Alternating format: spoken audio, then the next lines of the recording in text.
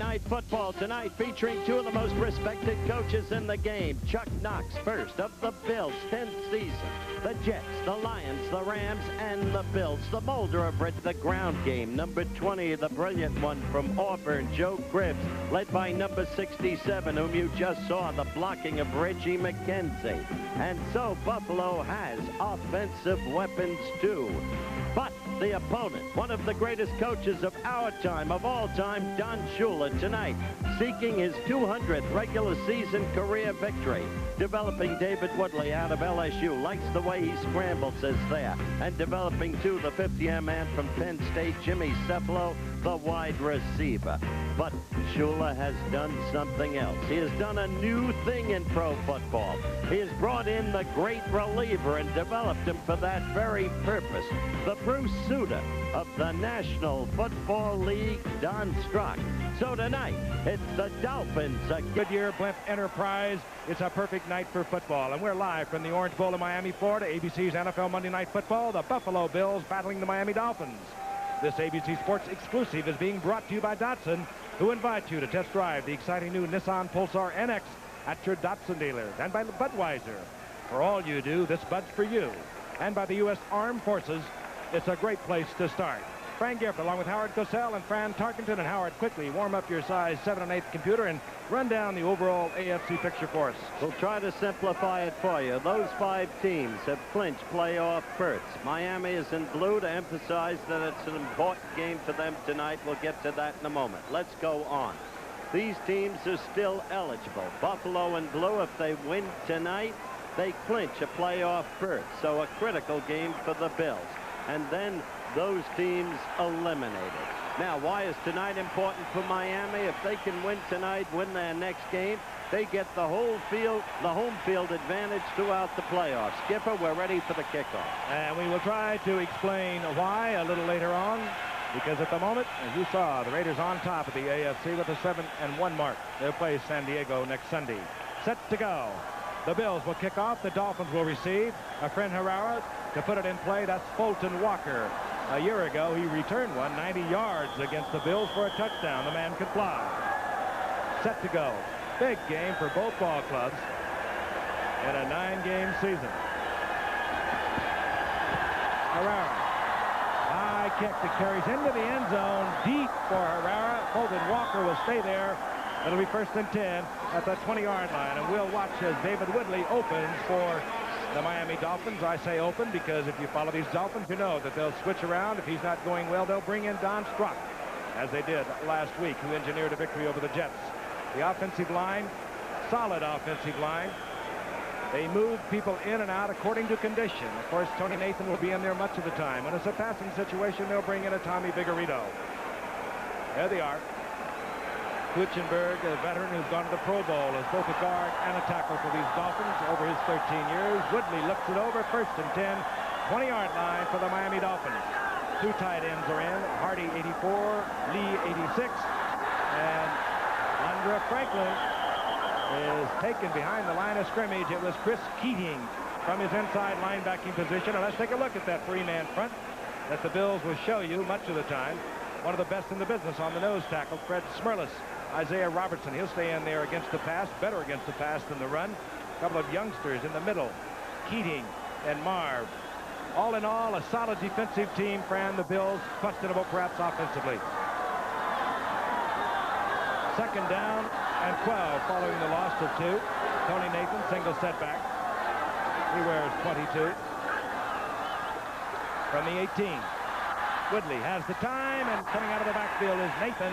He gets back and just over the original line of scrimmage where it will be 3rd and 9.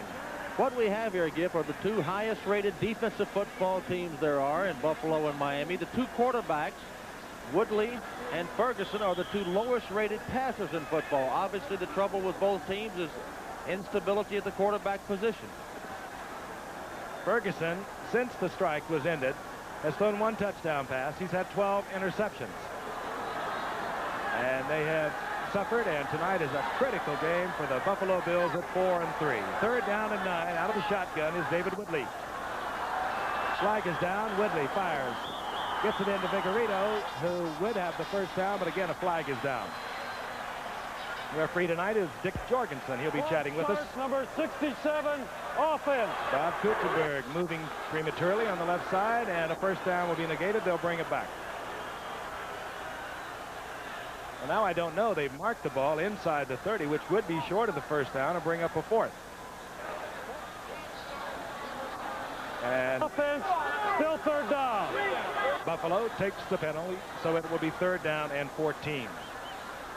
And now you see the changes for Buffalo. They take out 3 linebackers, Keating, Marv, Parker. They bring in Chris Williams, and they bring in Lamar Parrish.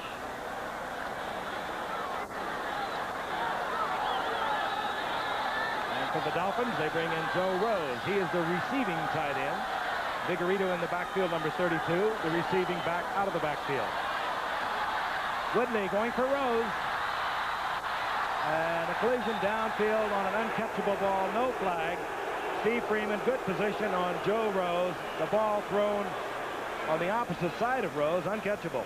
It was not catchable, Giff, and really they could have called offensive pass interference against Rose because he knocked Steve Freeman down. The fans here kind of looked at it the other way, but that's the way it was, Howard. Yes. Orison on fourth down. Robert Holt is dropping, and depending upon the kick, Buffalo ought to have good field position because Holt has positioned himself at his own 43-yard line. Orris, a high kicker, not a long kicker. Second-year man out of Ohio State. It hangs up, doesn't turn over, and this will be Holt from the 42. Good coverage, and he gets away from the first Dolphin. And then is hammered to the turf near the 37-yard line. So it'll be first down and 10. The Buffalo Bills, Joe Ferguson comes out on the year. He's 52.2%. And one other thing we might point out at the very top as we look at Ferguson, the Bills have not won a game in the Orange Bowl since 1966. First game. The man that can help them right there, Joe Cribbs, Mr. Versatility for the Bills. Offensive line. They face tradition. They face a history of failure against the Dolphins. In the series, 26, 6-1, the Dolphins lead. Incredible. First down 10, 37-yard line of the Buffalo Bills, their first possession. Cribbs, big hole. Look out, and Joe Cribbs could go all the way. There's a sprint for the end zone. And Cribbs will win the sprint. First play, right side over Joe Devlin. John Borchardt, big gaping hole. Touchdown, Buffalo. No problem for Ferguson there, Fred. Well, can you believe this? This will break tradition in a hurry. Yes, indeed. Simple handoff, zone block, and there's Reggie McKenzie coming around and throwing the block. There's Leaks throwing a block, and then it's a foot race between Don McNeil. Here comes Gerald Small. He almost catches him from the back, but he didn't. 63-yard touchdown for Joe Cribbs. Very first play of the game, and you're right, you picked it up. Reggie McKenzie pulling from the left side. Key block. He's the key. The Juice remembers him well. Herrera for the conversion. Dolphin fans, sellout crowd stunned by an electrifying 63-yard touchdown run. Joe Cribbs and the Bills on the scoreboard. They lead 7-0.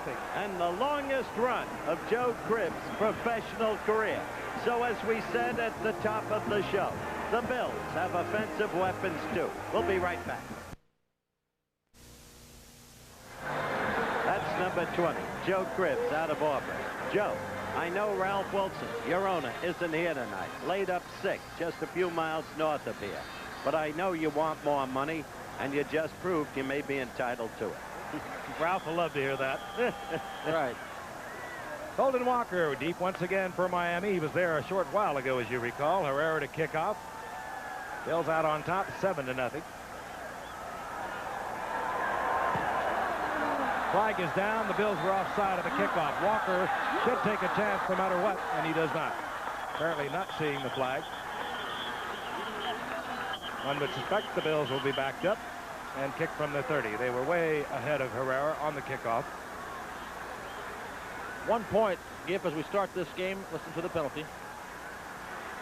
The Buffalo Bills have the wind at their back. It's a pretty strong wind. They need to score points while they have the wind at their back. As you saw the kickoff go out of almost out of the end zone. Offside, number 51, kicking team. 5-yard penalty, re-kick. Wind or no wind, Fran, I've never seen Herrera get this distance. To me, Herrera has been a consequential pass receiver in the Jack Patera scheme of things. Well, he threw passes. He caught passes from faking field goals, and he's done it here with Buffalo already. The bank president is our referee, Frank. Calm, composed man. And a good one, he is. If you're in the banking business, Been you've got to around be many years. calm and composed. They back it up 5 from the 30-yard line now for Herrera. It should give Walker an opportunity to exercise his speed, and he's got it. Stunning 63-yard touchdown run. First play from the line of scrimmage for the Bills, and the Bills on top 7-0. Not an absolute must game, but a loss tonight will put the Bills in pretty tough shape. They play New England at New England next Sunday. Fulton Walker at the goal line. Herrera again with that breeze that Fran spoke of. Kicking off. This time he does not get under it. Walker from the 4-yard line. And Walker works his way out over the 30-yard line at the 32-yard line. Lou Picone defensively there for the Bills, and we'll see Miami now for their second possession of the night. 12:36 remaining in the first quarter, and already the Bills on the scoreboard. As we await Woodley and the Dolphins offense here, it's interesting to note, Howard, that David Woodley is the only starting quarterback in the National Football League that has not thrown for at least 200 yards a game. That's an incredible statistic. Woodley, of course, not the most accurate of throwers. When the Dolphins get in a situation like that, they'll bring in Don Strock, but he gives them that extra dimension because he is the second leading rusher on the Dolphins. 32-yard line. Hardy in motion. Flag is down as Nathan tries the left side and gets about 4 out to the 38-yard line. We'll await the call, but offside. Bills offside. Buffalo encroachment. But Tony Nathan is healthy for the first time this season. He's had a good practice this week. There is one of my guys. What a coach. What a turnaround he did when he came from the Rams to Buffalo. Came in 1978. Here's our call now from Dick. Encroachment, number 62, defense, still first down. Big strong side linebacker Irvin Parker had his nose across the line of scrimmage. Down remains the same, so it's first down and 5. The ball at the 38-yard line. Nat Moore in the game now, number 89. A lot of people have wondered why they have not seen more of Nat Moore this year. Dolphins all-time leading receiver, top of your screen. Franklin powering, looking for the first down. He could be a little short. Franklin has really given Don Shula the type of fullback that he likes on his offensive unit. Big, strong, get the tough yardage for you. Took great patience, Frank. He was not the big running back at his college, Nebraska, but it took great patience. He came in as a blocking back. The Dolphins had lost their #1 draft choice, the running back, Overstreet. And now Franklin has become, in the manner perhaps of William Andrews, without the same strength and skill, a very important and successful running back. He came in tonight, Howard, with 593 yards. He needs unofficially 82 yards tonight to take over the rushing lead in the NFL. Now I'm told 111 yards he needs.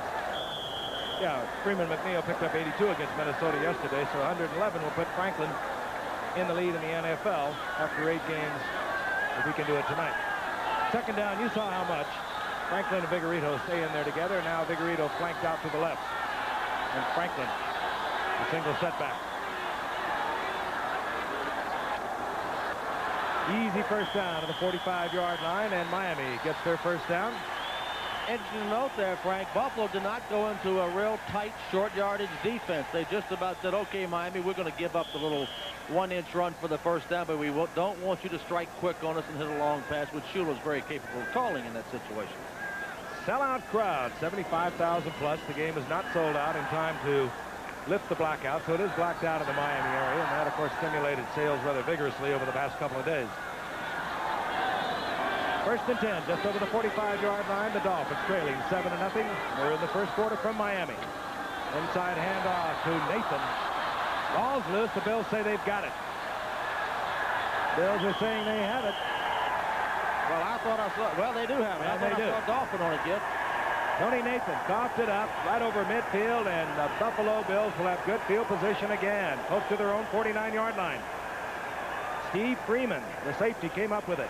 Similar type play, exactly the same type of play that Joe Cribbs scored on a minute ago. He gets the ball stripped. There's a Dolphin there about to fall on it, but didn't quite get it. He misses it, and there goes Steve Freeman diving in and gets it. Trickled out right between his legs, and the Buffalo Bills, Steve Freeman, gives the Bills great field position, close to midfield. We'll be back with action in a moment. West Virginia tackles Florida State in the Gator Bowl Thursday night on ABC. Fumbled football by Tony Nathan. Recovery by the Bills. Freeman, and first down and 10 for Buffalo near midfield. They've only run one offensive play, a 63-yard touchdown, and now Roosevelt leaks. And Roosevelt leaks out inside the 45-yard line. Gain of 7. He's been simply amazing. He has finally found the form that was his at Texas. He's been in the league 8 years. Knee troubles derailed him.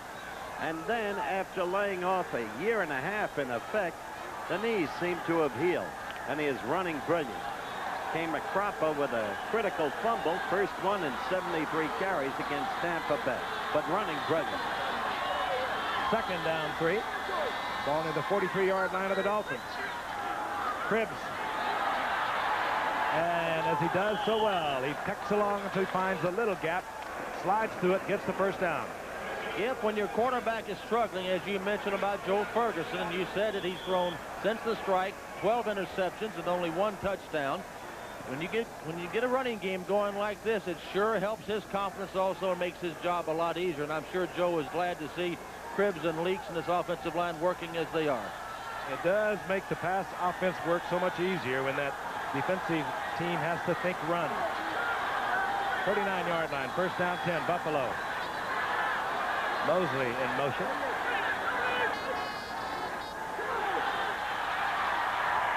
Ferguson complete to the ancient one, Frank Lewis, and brilliant one, I might add. He'll have the first down. He's been suffering through a series of injuries, a back problem, knee problems, but Lewis gets the first down inside the 30-yard line. Well, the point about Lewis, the man from Grambling, as we look at him, and ISO and Butler, is that they're both healthy together for the first time in many weeks, and they each had a very good and full week's practice. When you get up to about 35 years old, it helps when you spend a week in the sun, as Buffalo did. They took a week of training here at Vero Beach in Florida, other than Buffalo, on first and 10. Cribbs. And hauled down from behind. Cribbs is taken there by Larry Gordon. The outside linebacker, tough against the run, is Larry Gordon. Fran, did you hear what Giff said? When you get to be 35 years old, wouldn't you love to be that again? I'm not far from it, Howard. Not bad if you're a dentist, but when you come across the middle running into safety men, 35 is a little long in the tooth. Jeff, we just watched Gordon make the play. The Miami front seven, they are big. A lot of height, a lot of bulk in there. They're probably as good a front seven as there is in football. Lost to 3, second down 13. They mark it just inside the 30-yard line. Lewis, copy your screen. That's Cribbs in motion. Good receiver, Joe Cribbs. They try it up the middle. Roosevelt leaks, and he pops it inside the 25 to the 24, but it'll be third down and long. Third down and 7. Don Shula looking for that 200th win. 4th winningest coach in the history of this game. More importantly, as an active coach, if he wins his 200th tonight, the only man ahead of him is Tom Landry, himself an extraordinary and brilliant coach. He's at 202, but Tom has coached about 40 games more than Shula, which gives you an idea about Shula. Third down 7. 3 wide receivers. Mosley joins Picone and Butler. And Lewis. And Ferguson doesn't like something. Calls timeout. He said, what did I say it was going to be on? And it could very well have been that. Oh, my goodness, that is a big penalty. I don't think... He tried to call timeout, I think, and he didn't get it in. I don't think Chuck is happy. Offense, still third down. Well, what it does, it jeopardizes field goal position in case they don't make the first down. And if they can get points here, they make it very difficult for Miami to come back, and they're not a passing team. Hard for them to come back from 14 points down or 10. Third down and 12. Shotgun. Flooding the backs and the receivers to the right side. Ferguson. Cribbs short of the first down. Cribbs is hustled back almost to midfield, but it'll be marked at the inside the 26-yard line, well within the range of Efrain Herrera. Don McNeil there defensively for the Dolphins. 7:12 remaining in the first quarter. The clock moving, and Miami leading 7-0. Obviously, the strategy the Knox had then will just try to get the field goal and forget the touchdown. But Herrera has not been kicking field goals with that degree of consistency. He's missed a couple from 34, from 32. He's 5-9. Joined the Bills right after the strike. They bobble this one. That's Koeffler, the rookie quarterback. Koeffler is going to be close to a first down. He got it. Matt Koeffler, the rookie quarterback from San Diego State. I think he made it. He did make it. That was a heady move. Koeffler bobbled the ball. That wasn't too good. He looked for a receiver. There were none. And then he knew he had to run. It was a good snap. He just dropped it. Herrera's now going to try to block, but he's going the wrong way. There goes Koeffler. Good speed. Watch him jump here. This makes it for him. Right there. Some effort.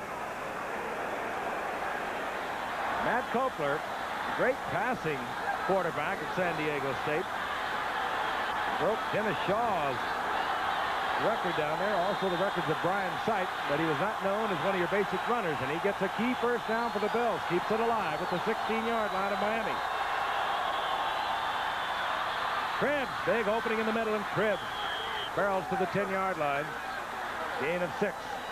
It'll be second down and 4. Friend, in their game plan, they know something about, clearly about Miami's line. They are pouring through there. What they're doing is attacking the right up the middle of the defense of Miami, and you must think that Will Grant, John Borchardt, and Reggie McKenzie are doing some kind of a job of blowing the middle of Miami's defense out of there. Second down and 4. That's the time remaining in the first quarter. Leaks, another big opening, and Leaks down close to the 5, but a flag is down. Just a comment on the way Miami defense has handled the run game. They will back the Bills up now with the holding call, but while they are second in the NFL overall defense, first against the pass in the American Conference, they are 12th against the run.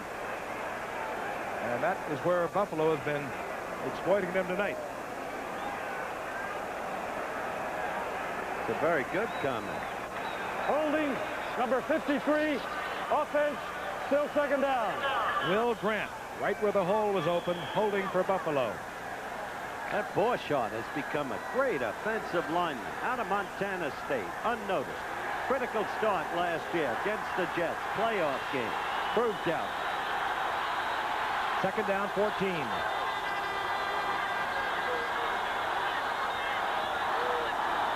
comes the blitz. Cribbs trying to find some running room and works his way back close to the original line of scrimmage, where it'll be third down and close to 10. He is a snake back there, though, isn't he? Yeah. But you know, when Chuck Knox on 2nd and 14 down in that part of the field calls a running play, you know that he has not much confidence right now in the way his passing game is going. That's true. But now on 3rd and 11, Giff, I would think they've got to put it up. Third and long from the shotgun. Picone has joined Butler and Lewis as wide receivers. Cribbs, of course, dangerous out of the backfield. There was movement, and I believe it was Buffalo with a back moving toward the line of scrimmage. Everybody's pointing the other way. Yeah, Reggie's pointing the other way, but I think Frank's right. I think they induced it. Reggie's done a little lobbying. It's all within the rules of the game. Yep, they sure did. The Bills will be backed up once again. There it was. Jack Kemp, by the way, is here tonight with his son Jimmy. And his wife Joanne. Nice to be with them again. I mean the son and the wife. And you notice who the Miami quarterback was there? The son of the coach. His name was George Wilson Jr. Illegal snap, number 53, offense, still third down. As a lock tonight, Jack, who's become one of the most consequential congressmen in this country, representing the Republican Party in Erie County, is doing color on radio to Buffer. He's trying to revive the Bills. Would you give him a few hints about that now, Howard, today? Third down, 16. Ball right at the 22-yard line from the shotgun. Ferguson fires it in to the tight end, Bramer. Bramer short of the first down, and we'll have another look at Herrera and Matt Kopler. Frank, that's a giveaway down. I mean, you're in field goal territory anyway. You got to try to get a first down at the very least. Howard, you're telling it like it is. That's exactly right. You should throw for the end zone in that situation. Take your shot at the touchdown. If you miss it, you're well within the field goal range. With the wind in his back, he can double that. That'll be a 33-yard attempt. Repeating Herrera's numbers, he's 5-9 of the year. Tips it up, puts it through the uprights, and the Bills move out to a 10-0 lead. 4:16 remaining in the first quarter. The Bills 4-3, the Dolphins 5-2. We'll be back. Television's most awesome achievement premieres Sunday, February 6th, The Winds of War. Orange Bowl in Miami. The Dolphins, with a win tonight and a win next week at Baltimore, would have home field advantage throughout the entire playoffs. We mentioned that at the top of the show. Try and explain a little later on. We get our computer steamed up as to why that situation exists. But right now, there's Fulton Walker awaiting the kickoff of a friend Herrera. 4:16 remains in the first quarter.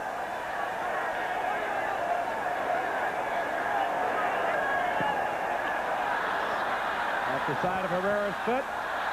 And now Herrera will be kicking from his 30-yard line, and they'll bring it back.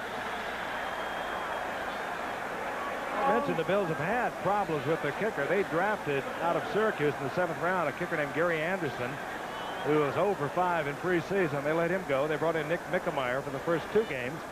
Then Herrera got in contract problems out in Seattle, and he was available. And they brought Herrera in, as a matter of fact, the last game before the strike. The Enterprise hovering around with our captain, Don Poskenak, the former quarterback himself at the University of Miami. Our cameraman up there, Charlie Mitchell, and our video technician, Lee Burton. Beautiful night, as I said. We feel for you people around the country that are suffering from some really adverse weather conditions, but I hope we're helping to cheer your night up just a little bit. The Dolphins and the Bills. How long are you staying down here, Cliff? I'll be back tomorrow. Sure would be nice, though. It's been beautiful. Once again, Fulton Walker. Herrera, 5-yard assessment, kicks from the 30. He'll have a hard time reaching the end zone.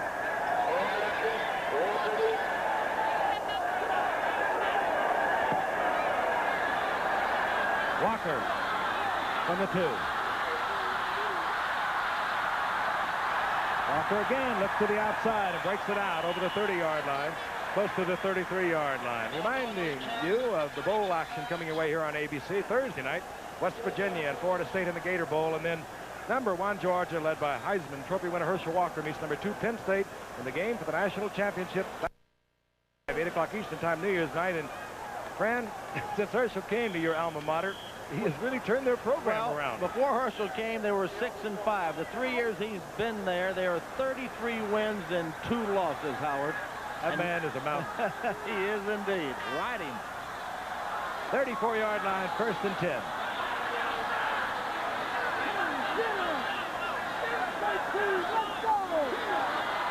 Whitney.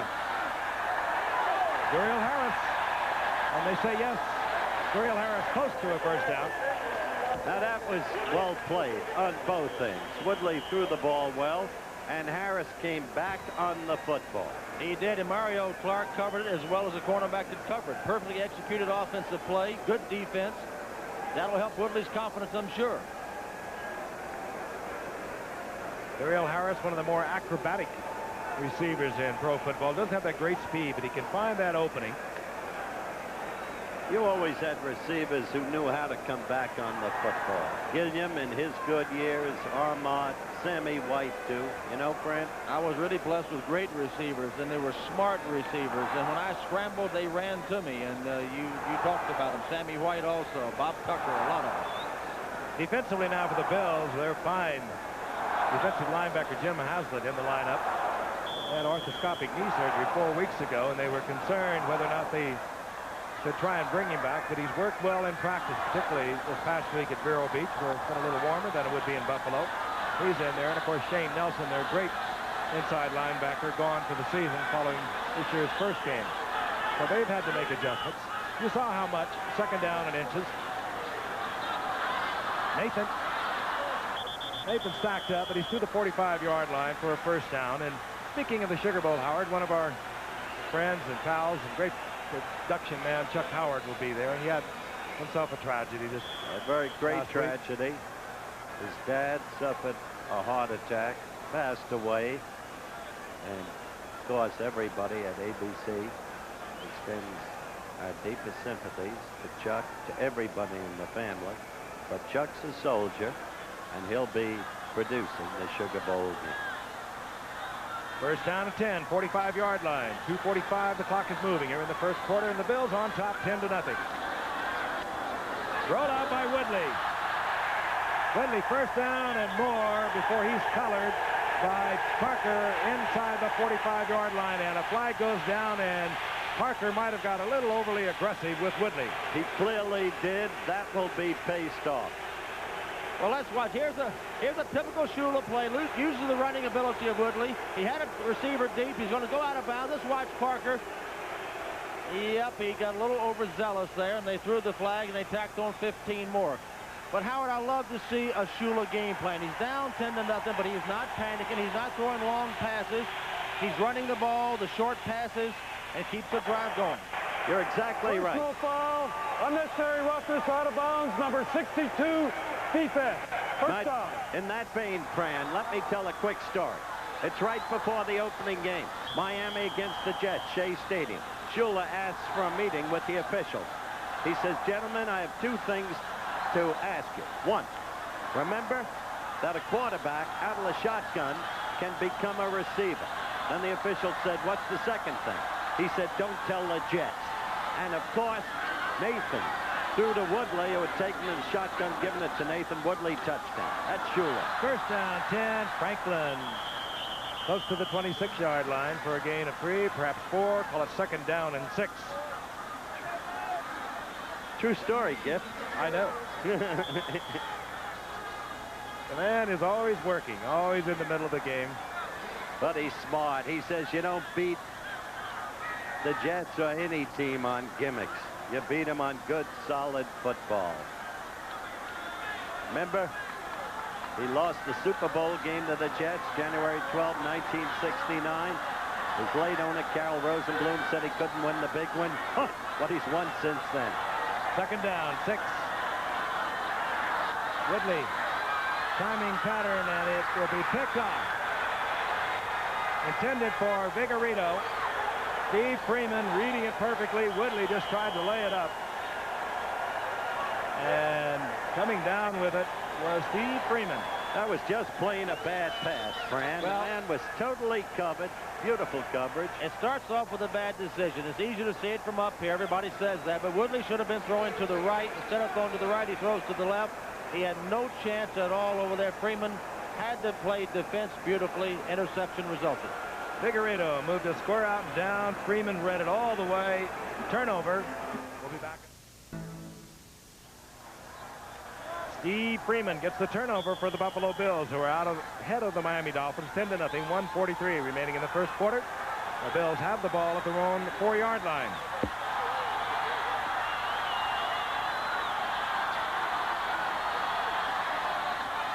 Roosevelt leaks over the 5, close to the 7-yard line, and he's driven back. Second down and 7. Now the Dolphins want two things here, Gift. They want to keep Buffalo pinned down there. They like the first quarter to run out, so Buffalo would have to punt against the win, and it's a pretty good win, and then they would have good field position to try it again. You know, Buffalo's the only team in the National Football League that has not been scored on in the first quarter. Second down. Touchdown, I mean. Field goal, yes. Cribbs almost breaks it through the gap on the right side. Taken there close to the 11-yard line, short of the first down. It'll be 3rd down and 2. Bob Brzezinski was there. And the Bills play New England next week, and they're traveling with their own snowplow man. They've got that all worked out. They've got 4 pages of rules on it now. Shula, I might point out, on the competition committee. But not attending that meeting. You think he didn't have a phone call in there? 3rd down, long 2. Cribbs following Leaks. He gets a block from Leaks. And bobbles the football, but I think he was down. Yes, he'll have the first down. They have marked it close to the 16-yard line. Giff, and talking to a lot of the Dolphin players, they thought the key was Joe Ferguson. They said Joe Ferguson can get rattled. He can have great games, but he can go the other direction.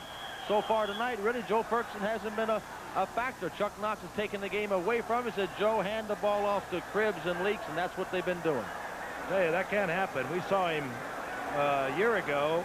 It was 20 of 29, 338 yards, 3 touchdowns, and one over Miami, 31-21 in Buffalo. Earlier this year, he was 12 of 28, 140 yards, and 5 interceptions against Miami.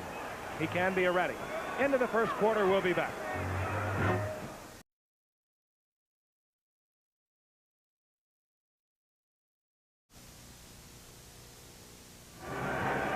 Sellout in the Orange Bowl. The Buffalo Bills leading the Miami Dolphins 10-0. If you weren't with us, first play from scrimmage, Joe Cribbs exploded for a 63-yard touchdown run for the Buffalo Bills.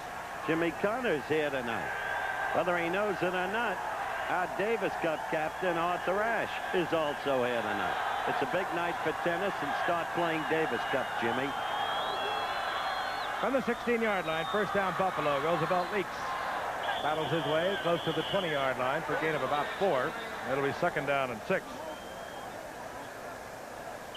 Next to last game for our traveling show. We move on to Minneapolis next week. The Dallas Cowboys and the Minnesota Vikings get together up there. The myth of invincibility punctured yesterday by the Eagles, who played a sterling defensive game. The Vikes, if Washington loses and Dallas wins, though, next week, Dallas has the home field advantage. 2nd down 4, Buffalo. Inside their own 20-yard line. Cribbs. And Cribbs is taken by 1 foot there by Bocamper. Short of the first down at the 23-yard line. It'll be 3rd down and 3. And we get the change-ups offensively for the Bills as they bring in their passing unit. That means Lou Picone, another wide receiver, joins Jerry Butler and Frank Lewis. And the Dolphins bring out a pair of linebackers. But in this situation, Giff, they've been running, but now they're in the shotgun, so you think they're going to throw for it.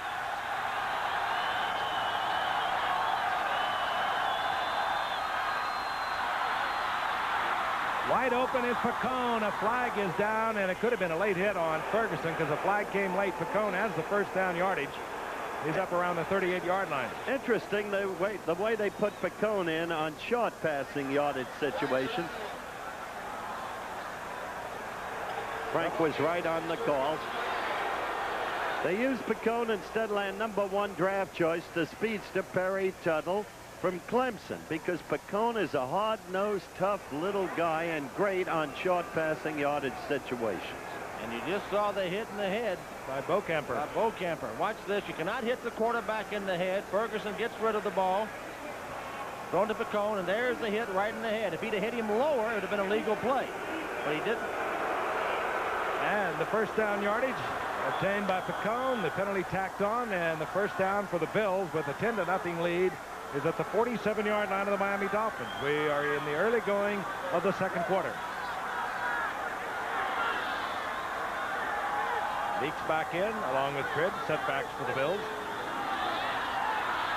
Ferguson puts everyone in the pattern, and he fires it out to the tight end Buster Barnett. And Barnett will pick up yardage Give him 8. It'll be 2nd down and 2. We'll look at the first quarter stats. And it shows domination. Rushing yards and total yards. And rushing has been the key by Buffalo. Turnovers costly to Miami. Time of possession, no material difference. And as we've so often said, that's a deceptive statistic anyway. 63 of those rushing yards came in about 5.5 seconds by Joe Cribbs in the first play. We hadn't even warmed up the chair yet. That's correct. 39-yard line. 2nd down and 2. Cribbs. And Cribbs trying the right side for the first down. I believe he'll be short. And it'll be 3rd down and about a yard. Tell you this, if Buffalo can register another score on this drive, Miami is in deep, deep trouble. Because Buffalo's defenses are very tough to play catch-up football against. Buffalo has the best rated defense in the National Football League this year. They've only allowed 42% completions against them. That is far and away the best in the league. Tim Vogler, number 65, works on the right side as a tight end type. They'll set in their run formation, give the ball to Leaks, and Leaks hammers out the yardage for the first down inside the 37-yard line. And when we speak of their defenses, we have to also speak of Bill Arnsparger and a guy named Tom Catlin that does the work for Chuck Knox up in Buffalo. He's been one of the best around for years. He was with Knox out with the Rams. And the man like Arnsparger has just been geniuses at doing what they do, and that is moving people in and out, the new type of defensive football, the specialties. Miami, they look like they do it with mirrors. They'll have a different combination in there almost in every situation. 1st and 10, 37-yard line. Cribbs finds a little opening, but it closes quickly as he gets inside the 35 to the 34, gain of 3, 2nd down 7.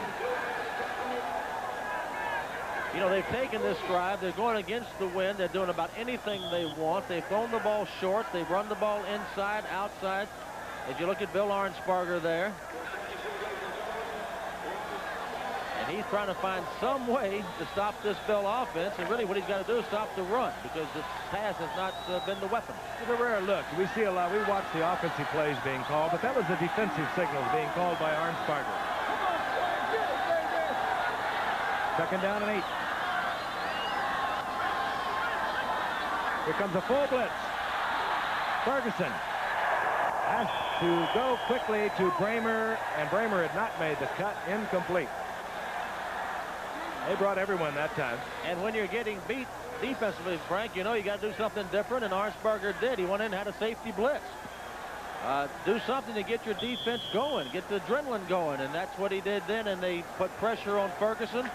Ferguson's not unlike any other quarterback. When you put pressure on them, they throw errant balls.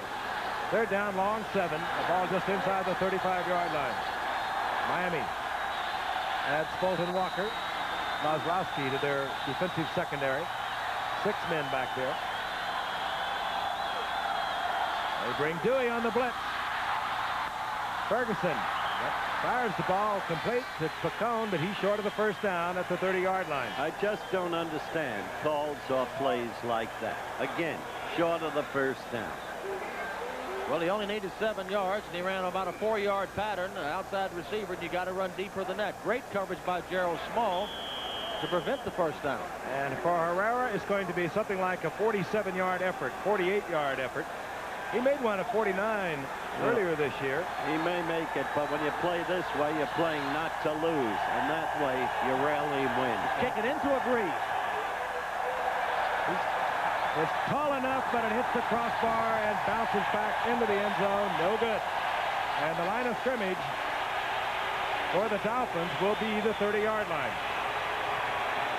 Herrera had it up enough. Hooked it just a little bit to the left, and as Fran mentioned, into the breeze. That will emphasize any kind of hook you might have going. 10-0, the Bills lead.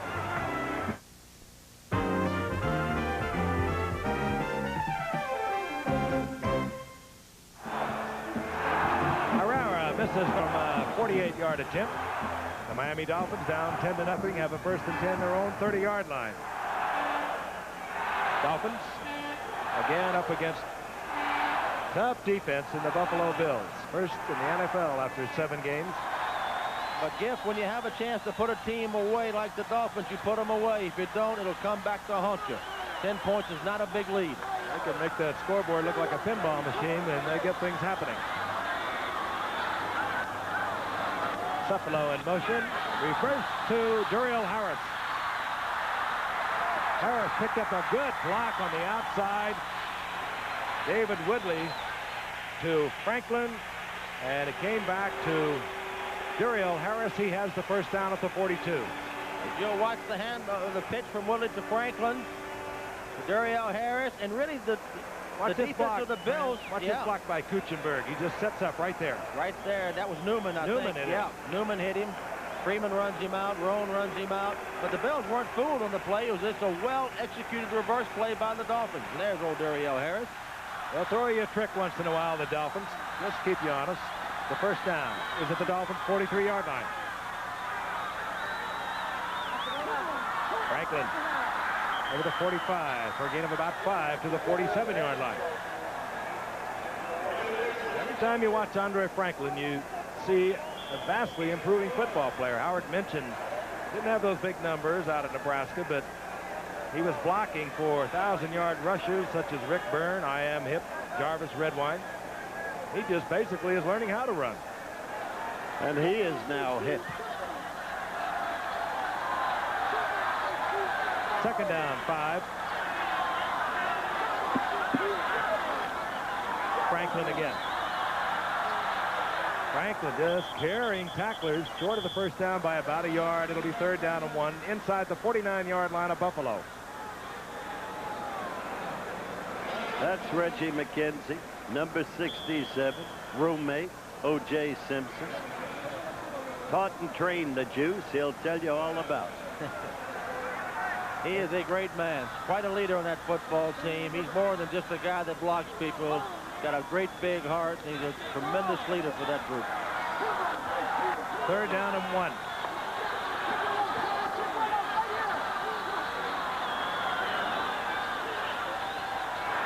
Big hole opens up over the left side. Dwight Stevenson and Bob Kuchenberg occupy that area. The offensive line for Miami. First down inside the 41. All right, watch the Miami offensive line work here. Watch Kuchenberg coming around and trapping the middle linebacker. There he is. He puts him right down. I think he had a little help by pulling him down. And there goes Franklin for the easy first down. So watch Kuchenberg work there. Remember what Bob Lilly, the great all-pro tackle, Hall of Famer from Dallas, said. Kuchenberg's the finest offensive lineman I've ever played against. He's something. Started his whole career, now 13 years long, as a free agent. Lovely cross block. Woodley going deep. And did he get it? Yes, he did. Cephalo, tremendous effort. Comes down with the football. Simpson was down there with him. That was a great catch. It was. When you play not to lose, almost invariably you lose. And that's what's happened on this drive in the wake of Buffalo's conservative. All right, watch this. Does Cephalo interfere or not? Let's watch. Did he push him with his left hand? Might have. I thought he had a little push with the left hand to get himself in position. Great play. Not a criticism of Cephalo. Very good play. The only way he could have caught the ball was to give that shove. Now, I know Giff never did that when he was playing receiver, but Cephalo might have just given him a little shove to get in position to catch the ball. Well, clever or not, it was one of your great catches. He had to turn completely around, look back into the lights, and he gets the first down. Goal to go, just outside the 1-yard line. This game turned on the conservatism of Buffalo.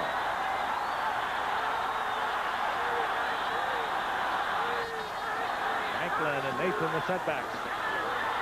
And Nathan hurdles into the end zone, and Miami's on the scoreboard. 6:48 remaining in the first quarter. The Dolphins and their head coach Shula, they never know they're ever out of it.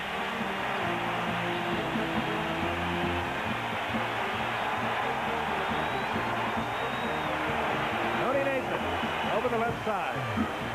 Just going up high behind Kuchenberg and Gieser. And Von Schaumann on for the conversion.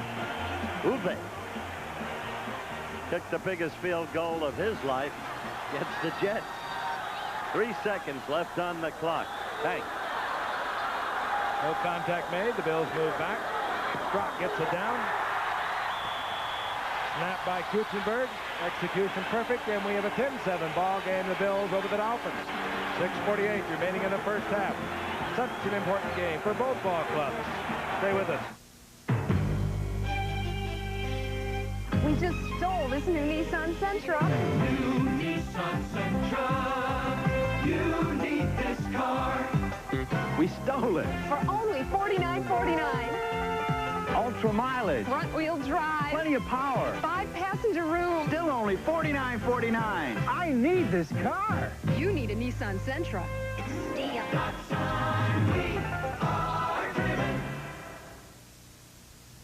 Hitachi wants your next color television to be your best. So compare for these features. All Hitachi 19-inch color televisions have wood cabinets.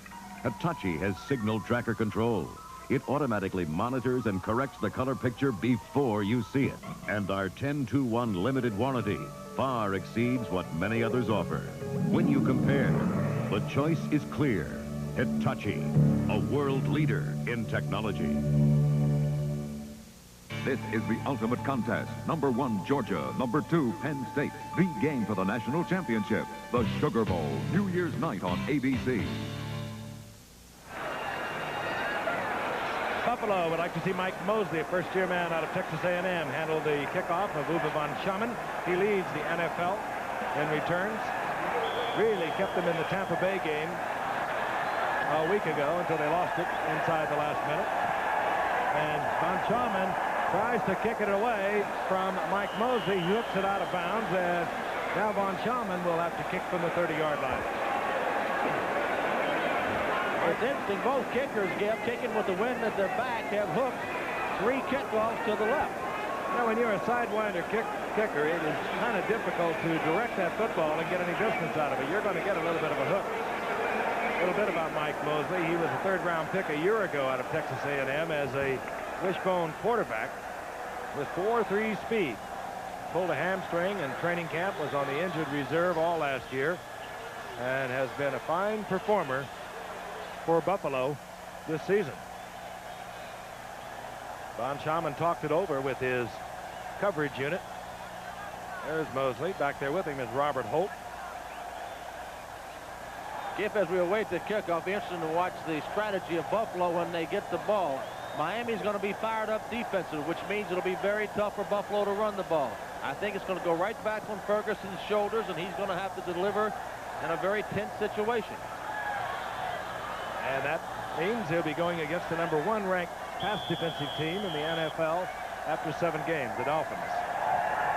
Von Schaman hooks it again. And this is Mike Mosley as Holt stepped up.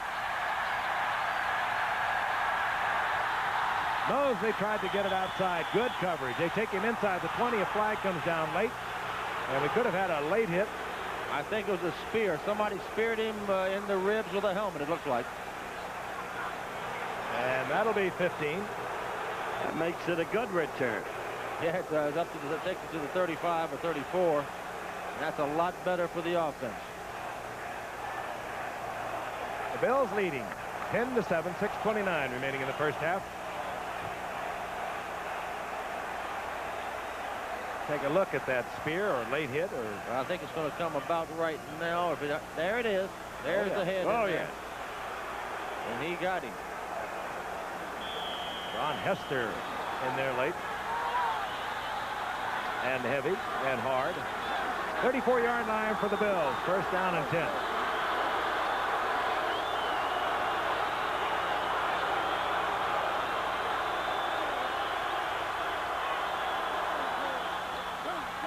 Joe Cribbs, left side.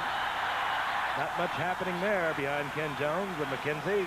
Give him a yard. It'll be second down and 9. Well, you see exactly what Fran said earlier. Now they're closing down on the run. The momentum has changed because of the way Buffalo failed to capitalize on its last offensive drive. And it's going to be up to Ferguson, and I'm not sure that Joe is up to it the way he's been playing. He's going to have to throw here, no question about it, Howard. Lewis split to the right. Butler, the speedster, top of your screen. Miami showing blitz. Cornerbacks creeping up. Now they drop out. Ferguson tried to get it to Bramer. Incomplete. It'll be 3rd down and 9, and we're going to pause 5 seconds and allow our stations along the line identify themselves. WJLA TV serving the district, Maryland and Virginia. Back in the Orange Bowl, Frank Gifford, Howard Cosell, Fran Tarkenton. Buffalo Bills over the Dolphins 10-7. The Bills broke on top. 63-yard touchdown run. Joe Cribbs on the very first offensive play. They added 3 more points off the toe of the friend Herrera. And the Dolphins have come back to bring it to within 3 points with 5:43 remaining in the first half. 3rd down and 9 for the Bills. They're at their own 35-yard line. Dolphins again show blitz, and this time they bring it. Ferguson tried to get to Picone, and Picone was all tied up with Don McNeil. No flags. It'll be 4th down. As we said, friend. Well, it's interesting. The Dolphins were very candid about it. They said if we can put pressure on Joe Ferguson, we'll shake him up and he won't hit receivers. Right there, he just threw 2 very errant balls, didn't even come close to the receivers, and old Mo has shifted over to the Dolphins. Tommy Vigorito, dangerous return man. Had a 59-yard touchdown run against the Jets in the Dolphins' victory over the Jets early in the year. Greg Cater, he kicks it high, never kicks it far, but you don't get many runbacks. Vigorito covers his own bobble inside the 30-yard line. 1st down and 10, Miami. Fairly good field position, 5:27 remaining in the half. And David Woodley brings the Dolphins back out onto the field. 34-yard punt. Not too impressive, but again, no run back. We'll be right back. If you've got what it takes and really care, there's a special kind of life you'll want to share. Serving your country is a special call. It's good for you. It's good for all. Not all who try fit the bill. It calls for brains. It calls for skill in the Army, Navy, Air Force, Marines. High-tech and the services go hand in hand. A whole new world. You're in demand. In the Army, Navy, Air Force, Marines. You'll move up. You'll feel proud. You'll stand out above the crowd. In the Army, Navy, Air Force, Marines. But most of all, you'll earn the respect of the people and country you're there to protect. In the Army, Navy, Air Force, Marines. It's a great place to start. You can't argue with success. Nissan Motor Corporation's 9.9 annual percentage rate truck financing is saving buyers money. And now we're extending 9.9. So you can still save from $900 to over $1,500 in finance charges alone on any new Datsun truck. So join the crowd while we still have trucks and you still have time. We are driven. Friday. No one escapes the terror of the Ivory Eight. What a great night to be blimping around here in Miami. The old Enterprise hovering up there. Beautiful weather. Again, our sympathies to so many of you around the country suffering the torrential rains in the southeast. The snowfall that, of course, is great for skiing out in the Colorado area. But, boy, I'll tell you, Denver has been through it. We're thinking about you. It's 74 degrees at kickoff here in Miami. Throw another log in the fireplace. Put your toes up and enjoy. 1st down and 10. Miami trailing 10-7. 5:27 remaining in the first half. 1st and 10. Their ball near the 30-yard line. Whitney, he was in the grass. That is not a fumble. Ben Williams was there. Last year's leader in sacks. Over on the left side, Big Ben, 6'3", 245-pounder. Gentle Ben from Ole Miss. Good rush there. Tell you, when you sack Woodley back there, you've done your job because he is very agile, moving around. Reminds me of another 10 I used to watch up there with the Vikings. Yes, I remember it well. You guys got long memories. Remember that far back. As Gifford said, he's young enough to be a dentist, so he's long in the tooth. All right. 2nd down, 17. Loss of 7 on the sack. Nathan. And Nathan just lowers his head. Pulls forward. Collides there with Steve Freeman. Short of the 1st down by considerable yardage. It'll be 3rd down and about 7. What a pretty triumph. Who's this little guy? I like that call by Schuler. That's a tough thing. Down your own 20-yard line, 2nd and 17. Young quarterback as Woodley is, only his 3rd year. Ran a sweep, got a lot of yards, but we have a penalty. Got the flag down, and they're talking it over. All right, Cooch, get in there and tell him about it. Listen. Bob Kuchenberg given the options by Dick Jorgensen, our official, so it must be something he'll have to think over. Would have been a 3rd down and about 7. The offside penalty, the encroachment. 3rd down. The encroachment by Ben Williams. We'll move it up to the 33-yard line. But he's got himself in position to throw a, 7 to 9 yard pass. Doesn't take a lot of protection for that. Can get a quick rhythm thing off. It's makeable at 3rd and 7. 3rd and 17 is a little more difficult. Maybe he'll find a way to do what Ferguson has done at least twice tonight. Throw less than the 1st down yardage required. Joe Rose, the receiving tight end for the Dolphins, is in there, number 80. Woodley. No flags.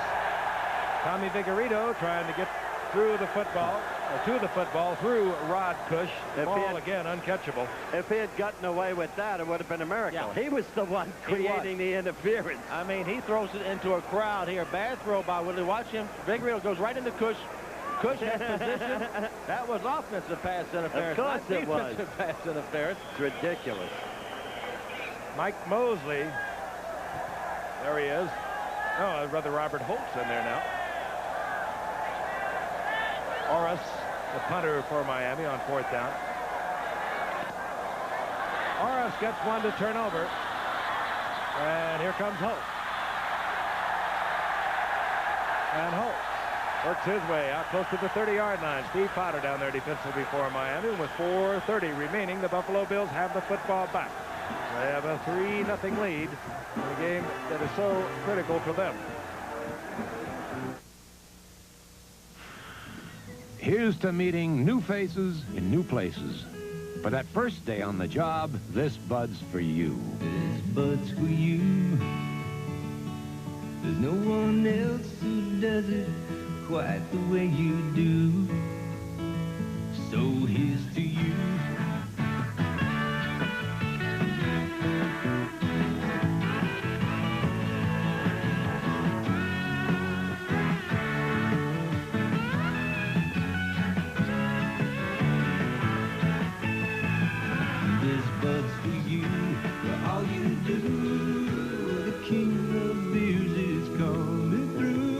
Yeah, just for you. That distinctively clean, crisp taste that says Budweiser. For all you do. This Bud's for you.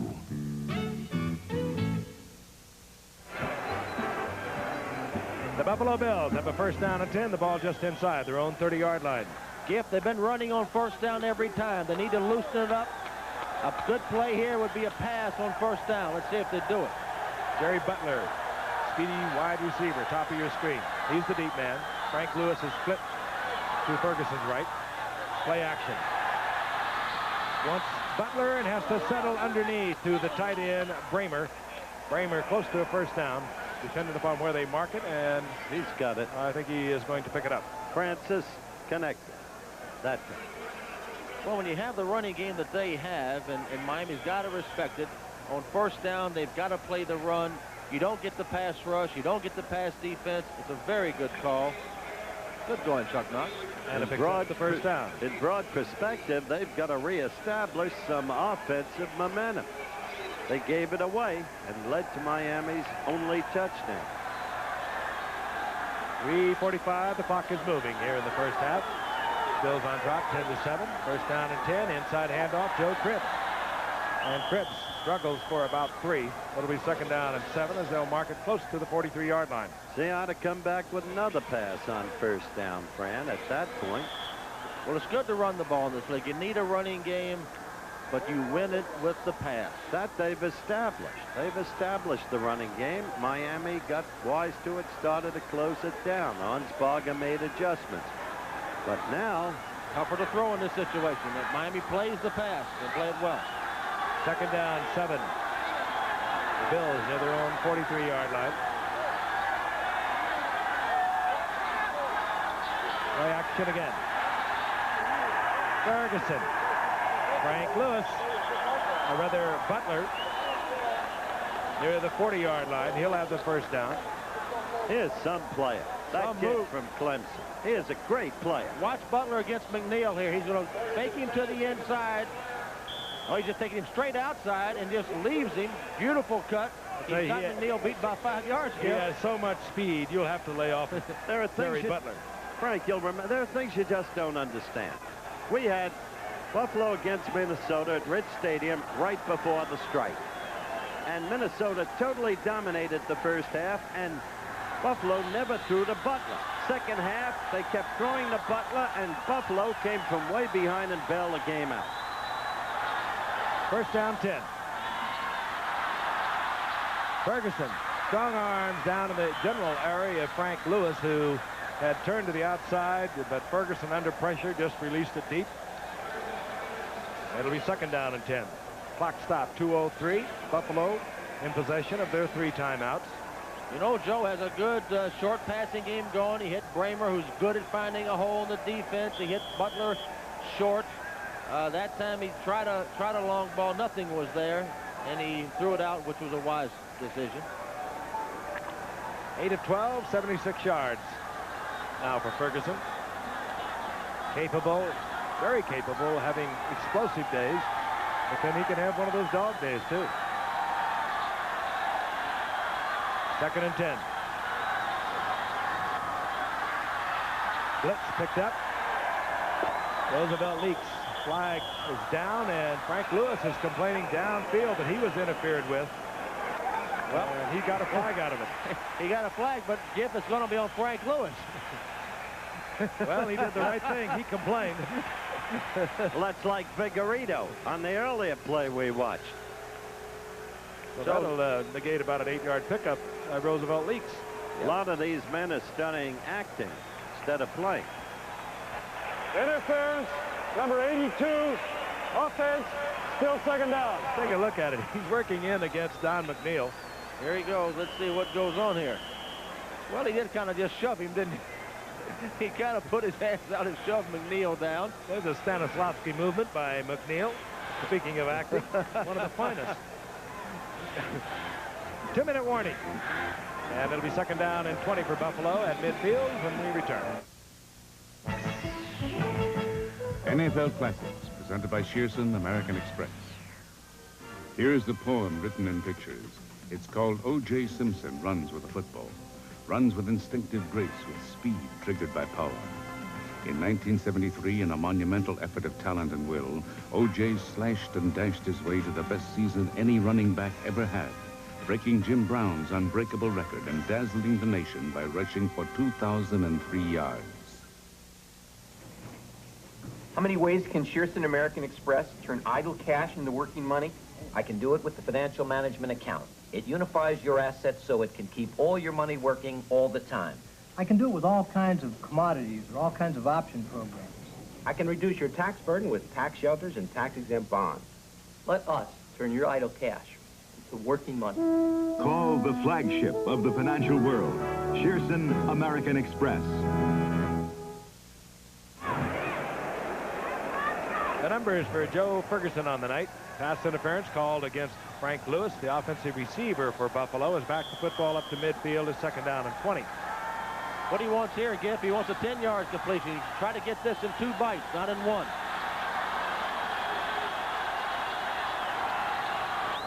Mark Mosley, step to the right, joins the core of receivers for Ferguson out of the shotgun. The blitz picked up, flag is down, could have holding as Butler comes down with the football for the 10 that Fran spoke of a moment ago. It is holding. Yep, that's too bad for Buffalo because they executed the play perfectly. Butler just beat his man, got open, made a great catch. Ferguson delivered, but the holding penalty nullifies it all. They're working their way back to their own end zone. Second consecutive 10-yarder. Now you say, Coach, send in a second and 30. Illegal use of the hands, number 73, Offense, still second down. Borchardt, the fine right guard. Watch him on the right part of your screen there. 73. He's blocking on 75. Yep, he pushed him back. Working on Doug Better, 75. All right, now it's second and 30. Sending a play, coach. I don't know what to call. Your theory is the same, though. Get a piece of it. Get 15, maybe, this time. 6 defensive backs in for the Dolphins.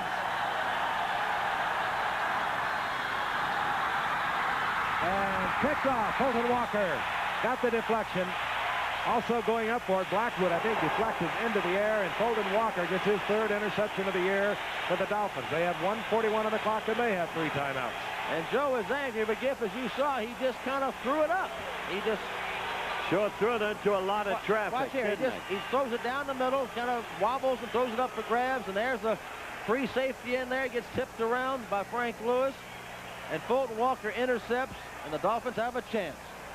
They'll have the football at their own 33-yard line. They trail by 3. The Bills on top, 10-7. The Dolphins in possession.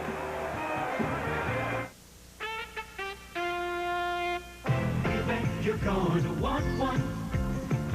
I want one. Introducing the sporty new Nissan Pulsar NX. A whole new look in Hemi Head Road muscle. I want one. 5-speed stick hitched to front-wheel drive. Power rack and pinion steering, all standard. I really want one. The Nissan Pulsar NX costs half as much as it looks. I got one. You're gonna want one. Betcha. If your boss said you could pick any new typewriter, what would you choose? IBM. IBM. IBM. IBM. Every year, there are more and more typewriters to choose from. But which one is still preferred most? IBM. If you could have anything you want right on your desk, what would you choose? A raise.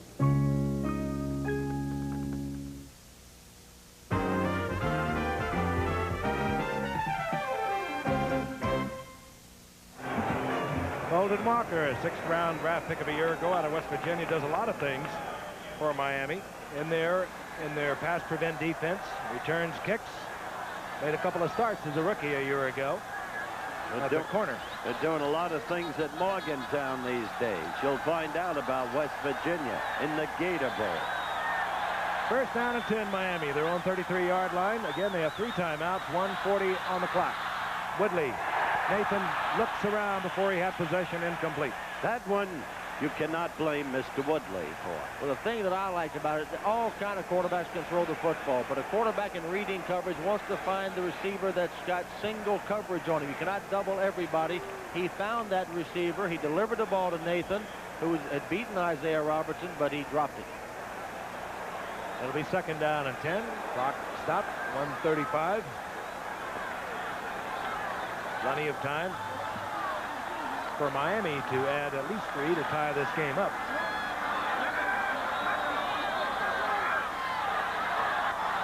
Screen, this is Nathan, and Nathan is dragged down from behind. Went right back to him. Bill Simpson pulled him down. Hurry up offense now by the Dolphins. They want to preserve their timeouts. They get the 1st down. And now Woodley has second thoughts as the seconds were ticking off to 1:17. He calls timeout, and Miami has a 1st down and 10. Their own 44-yard line. 1:17 remaining in the 1st half, and they're down by 3. We'll be back after this from the National Football League. It's only a dream at first, but to a special few who make it to the Pro Football Hall of Fame, it's the ultimate honor. It was the most exciting moment of my life. For Sam Huff, it started here, in a small coal mining town of Farmington, West Virginia. The only way out to escape the life his father knew in the coal mines was to play football, and play it he did. Drafted for the New York Giants in 1956, he became known as the man in the middle, number 70. He was one of the greatest middle linebackers the game has ever known. Sam Huff became Sunday's idol. In 1982, he received the ultimate honor, induction into Pro Football's Hall of Fame, where he will stand forever as the man in the middle. They're all here, the stories, the dreams, the inspirations, here for you to see and enjoy. at the Pro Football Hall of Fame in Canton, Ohio. Don't miss it. That message brought to you by Sam Huff of the National Football League. Big number 7. He wasn't all that big. He really wasn't. He was big Until he then. popped you. He was big then. Much bigger than he is now. Well, I'm comparing him to the Bo Campers of today. First down 10, 44-yard line. The Dolphins. 2 timeouts remain. First down. Woodley. Cephalo. Ball's loose. And Buffalo has it back. Cephalo just a little lazy tucking that away. Ben Williams. There he is. Big play by Williams. General Ben has been right in there, Giff. He got a sack a while ago. He gets a big recovery here of the fumble. Here we go. There's Cephalo running a little short pattern. He's open, gets the ball. Did he tuck it away? Oh, not quite. Gets it knocked out, and watch Big Ben come in there. Charles Rome stripping it out. Williams covering the ball. We have 1:09 remaining in the half. These may not be the worst of times, but they are certainly not the best of times. Well, old Joe's got another shot here. Buffalo at the 45-yard line of the Dolphins. Lewis and Pacone split up to the top of your screen. Out to the right is Butler.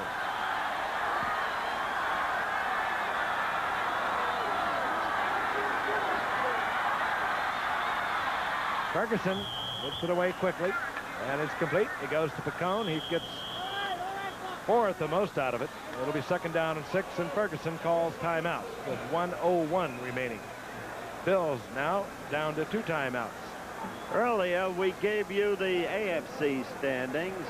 Next week, we have Dallas, Minnesota. Let's look at the NFC standings. Those 6 teams have clinched a playoff berth. Minnesota, despite its loss yesterday, based on its conference record, clinched a playoff berth. Now, let's go to a 7-team group that is still eligible. There are the first 4. Tampa Bay, which appears pretty well off. Chicago, Detroit, New Orleans. Now let's flip, and we have the Giants, the Eagles, who played superbly yesterday, and the Niners still alive in the wake of their victory over Kansas City. One team has been eliminated, the once fearsome Rams. The authors, by the way, of the Baby Bulls, Frank, if you remember them, Deacon Dan Towler, Tank Younger, and a fellow named Horner. Those were the original Baby Bulls. Well, the Rams can save some part of their season. They close out their game Sunday against the 49ers in San Francisco. 2nd down and 6. Ferguson. And Ferguson tries to get out, and he is picked up. Dropped there by Bo Camper, getting help from Bob Baumauer. Some play gift by Bo Camper. Ferguson did the right thing, stepped up in the pocket, tried to get away to get more time to throw, but Bo Camper with a big paw jerked him down. I'll tell you, that's one of the best moves Shula's made in recent years. Converting Kim Bo Camper, in effect, to a down lineman. Came up from San Jose State. Shula labeled him the best athlete I've ever had come to my camp. He was a linebacker then, but now transferred to down lineman with Dewey in the linebacker group. It's all working out. Long 3rd down. Ferguson. Robert Holt. And Holt gets back to the 40-yard line, and this should be out of range of Herrera.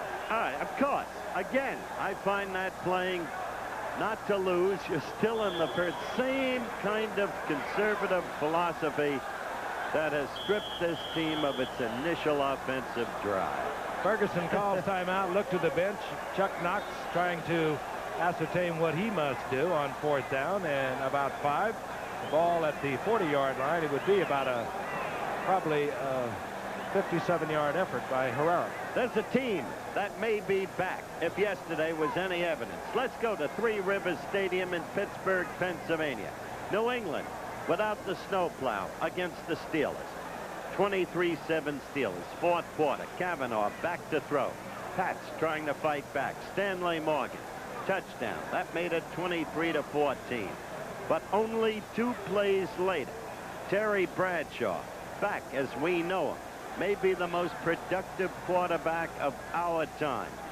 Back to pass. Looking for the former Bale of Bath. His name, Greg Hawthorne. His number, 27. His catch, executed, and the play good for 46 yards for the TD.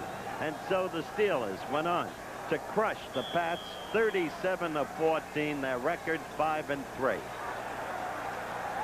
All right, 4th down and 5. And obviously, Ferguson's going to put it in the air. They'll look for a defensive foul. 3 seconds remaining in the half. Of course, a half or a game cannot end on a defensive foul, and that's what the Bills will try and draw. Krebs. Time has expired.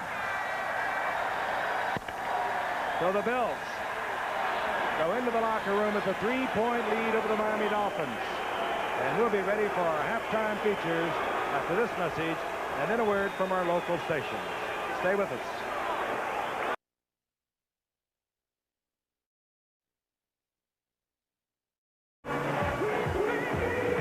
We're back live in the Orange Bowl. Miami, Florida, the halftime score. Buffalo 10, the Dolphins 7. Tonight's halftime features are being brought to you by Merrill Lynch, whose ability to guide you through the intricacies of investing makes them indeed a breed apart. Picking and choosing the right investments requires very careful handling. One wrong move can easily damage the best laid plans. At Merrill Lynch, we know that size and strength can be very valuable. But it is our sensitivity to your investment goals and agility in helping you reach them that makes us what we are. Merrill Lynch, a breed apart.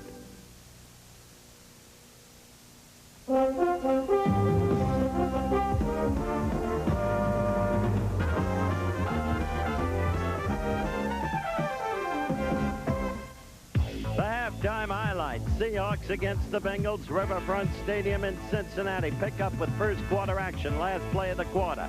And Jim's on to the Hawks. Rolling out.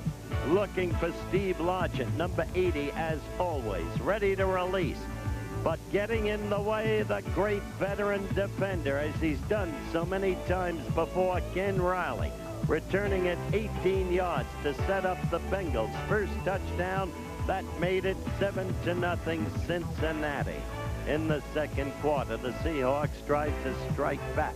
They made it 7-3, but number 14, Kenny Anderson, Little Augustana College, looking for the number 1 draft choice of a couple of years ago from Kansas, David Burson. The speedster gathers it in, 56 yards, touchdown, 14-3 the Bengals.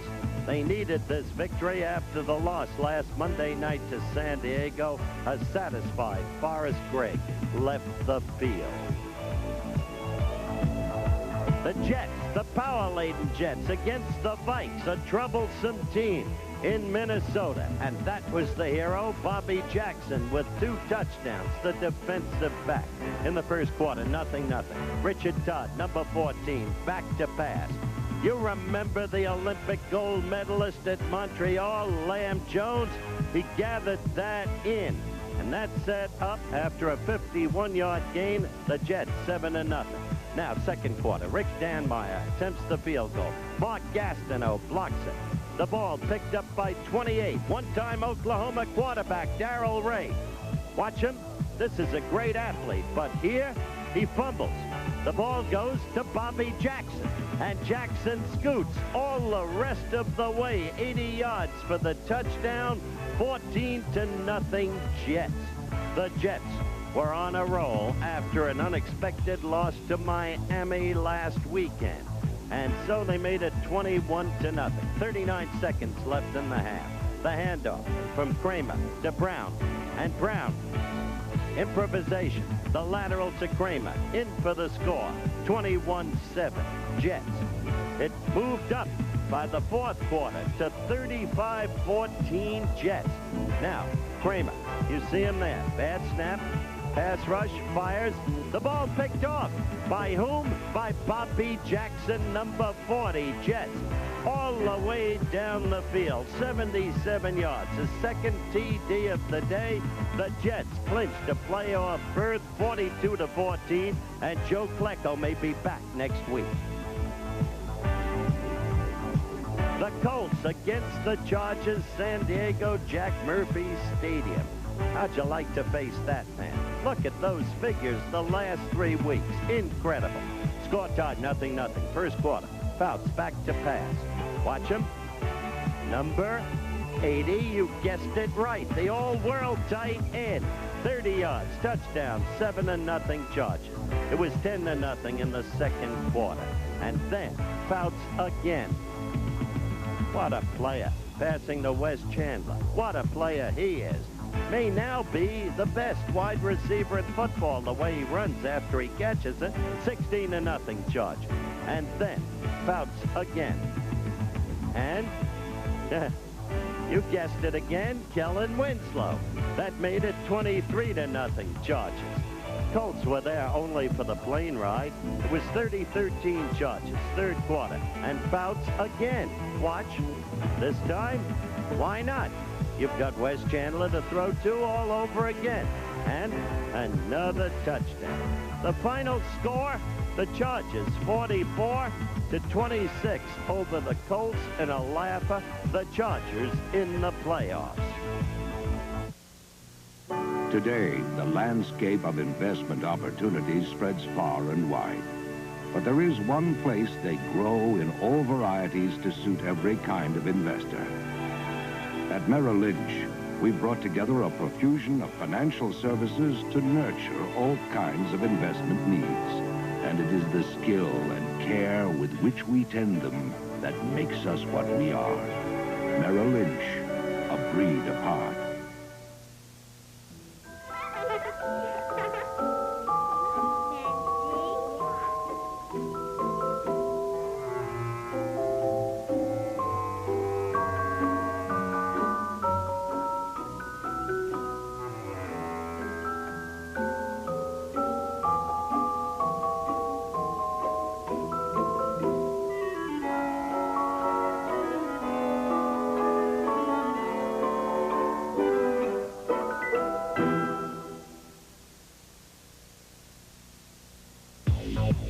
Pack against the Falcons, coming off a big victory over San Francisco. And the hero of the day, James Lofton, 146 yards on just 3 receptions. The score tied 0-0 in the first quarter.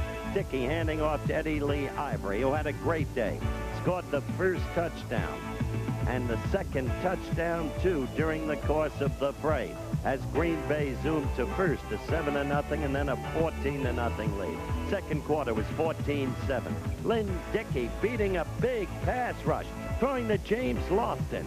What speed this man has, Olympic-style speed. That made it 21-7 Green Bay. In the third quarter, the score 21-7.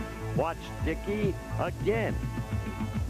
Gets decent protection here, and that's all he needs, because Lofton outspeeds the defenders. There was double coverage. It didn't matter. And so Green Bay went on to win it overwhelmingly, 38-7. Both teams in the playoffs. Then at Busch Stadium, St. Louis, the Giants against the Cardinals.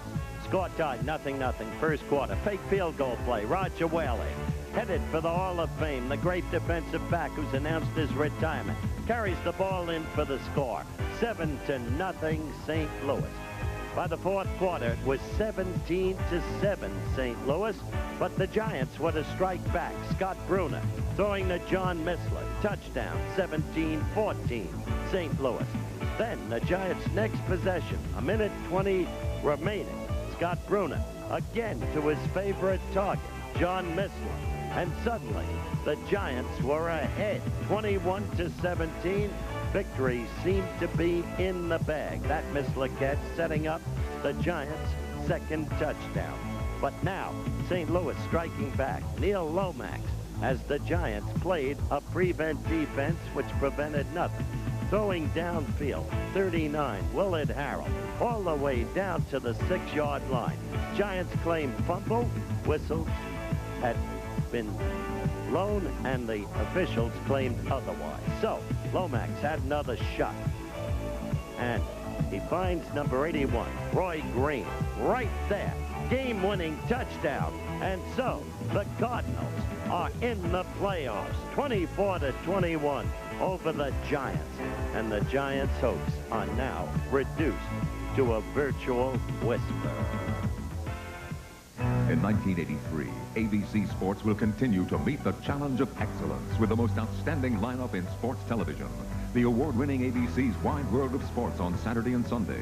The Professional Bowlers Tour entering its 22nd year. The critically acclaimed ABC Sports Beat with Howard Cosell and more. Plus a bold new concept, the premier season of the United States Football League. We'll continue our tradition of excellence because at ABC Sports, being number one is just the beginning.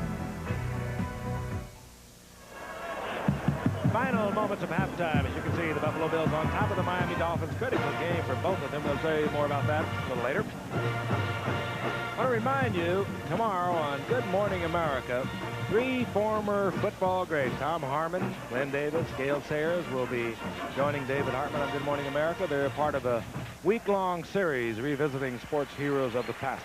Good Morning America, tomorrow morning. Once again, halftime score is 10-7 Buffalo over Miami. This ABC Sports exclusive is being brought to you by Budweiser Light. The light beer brewed with quality ingredients and Beechwood aging for a clean, distinctive taste worthy of the king of beers. And by Datsun, who invites you to test drive the exciting new Nissan Pulsar NX at your Datsun dealers. And by IBM, we're dedicated to the office, where it is now and where it will be. We'll be returning to a jam-packed Orange Bowl in just a moment after this message from our stations. Wednesday. We're not going to write Stephen off. Blake won't believe the worst. On his way to Bali, alone? And it's the chance Alexis needs. You mean that I will comfort you and you'll comfort me? It's time to choose. Can we go someplace a little more private? On Dynasty.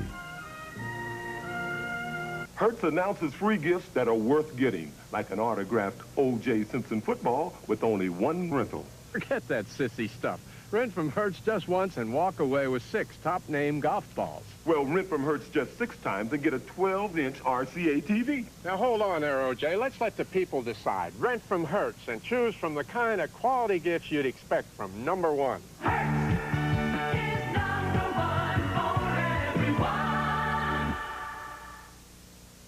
I'm going to show you guys how to get a quarterback.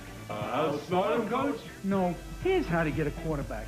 You go this way, you go that way, to McDonald's. McDonald's? Sure, every time you buy a great tasting quarter pounder made with 100% all-American beef, you get one of these tokens worth a quarter for the next time you buy a quarter pounder with or without cheese. Now get out there and get me a quarterback. Hi, may I help you, please? Quarter pounder with cheese and a large Coke. Coach says I should get a quarterback.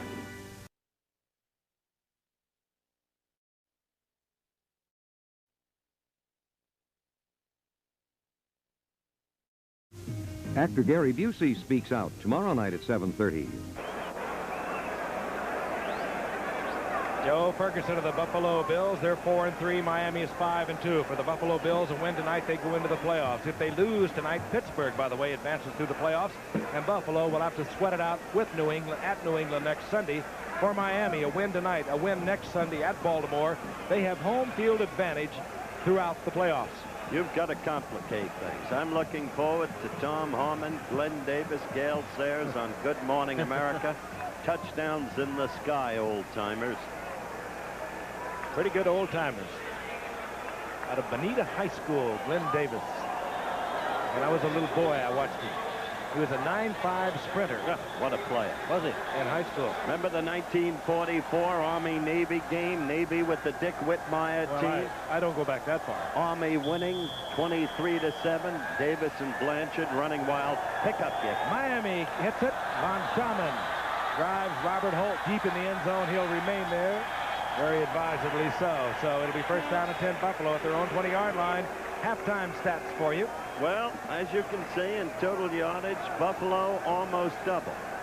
Turnovers, Miami giving Buffalo the edge. Time of possession, Buffalo with a big edge, but the score 10-7. Why? Rarely in a game can you pick a critical moment where a team so obviously played not to lose, and therefore turn the game around in the opponent's favor, as in this game. Buffalo scored first. They got a 63-yard touchdown run out of Joe Cribbs. They added a 33-yard field goal by Herrera. Tony Nathan got a 1-yard touchdown run after a sensational catch by Cephalo from David Woodley. So it's 10-7. First 10 Buffalo at their own 20-yard line. Leaks is taken and dragged down by Bob Baumauer. And Baumauer, an unusual size for a middle nose guard. Fran, he's 6'5", 260, but he is very athletic. He really is. Most of them are kind of short and squatty. But Baumauer just said is a big, tall guy and still handles the position very well. He amazed Frank and me, Fran, at the Monday Night Football Superstar. Oh, didn't he? Great swimmer, surprisingly good runner, not even a bad golfer. He did a lot of things, Frank. And Pro Bowler 2 out of the last 3 years. Second down and 10. Joe Cribbs following Leaks. Cribbs cuts back, works against the grain, and Miami's pursuit is there. A gain of a couple. It'll be third down and 8. Ernie Roan, fine defensive linebacker, made the stop. Giff, when the game started off, Buffalo was running at will, and now Miami has shut off the run as of the middle of the second quarter. They're going to have to go to the pass, and they're not quite willing to do it yet. Third and long is a very tough passing situation against the top pass defense in football. You come back with the same stuff against Donsbarger in the second half, you get killed. 3-man front. Now a 4-man as A.J. Dewey drops in. Third down, 7. And incomplete, in and out of the hands of Bramer. He would not have had the first down in any event. Now that's the 4th time this game he didn't throw for even attempted first down yardage. How can you win that way? Well, he threw the ball really behind him. The guy that had the one-on-one coverage in that situation was Joe Cribbs. Again, the job of the quarterback is find the guy with the single coverage. He had it with Cribbs and the linebacker. That would have been a first down. For Miami, an opportunity for good field position. Vigorito right there, standing at his own 39-yard line. Greg Caters, we mentioned before, not a deep punter. He'll kick it high. It'll be tough to return for Vigorito.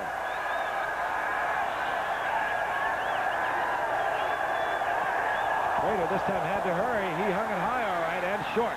Vigorito calls for the fair catch, but a flag is down back at the 18-yard line. Vigorito pulled it in at the 46. Holding. Whoa. And I'm not sure that Miami will want Buffalo to kick it again. Except they do know, as all these teams know so much about each other, that Cater is not a long kicker. That'll back them up, and I'm sure they'll take the penalty. It looks like they will, Giff, and also he kicks the ball very high. There's a good breeze against him. The wind really affects his kicks. Miami's going to get the ball after this punt if they receive it cleanly inside the 50-yard line. Look at that graphic. It's going to be difficult for the Bills not to shatter their season mark. They've tied their high number of penalties for the season. Here's the call. Holding 52. Offense. Still 4th down. Holding. And they have it backed up now to where Cater will begin his stride into the ball from the end zone. And Vigorito, meanwhile, has moved up to midfield.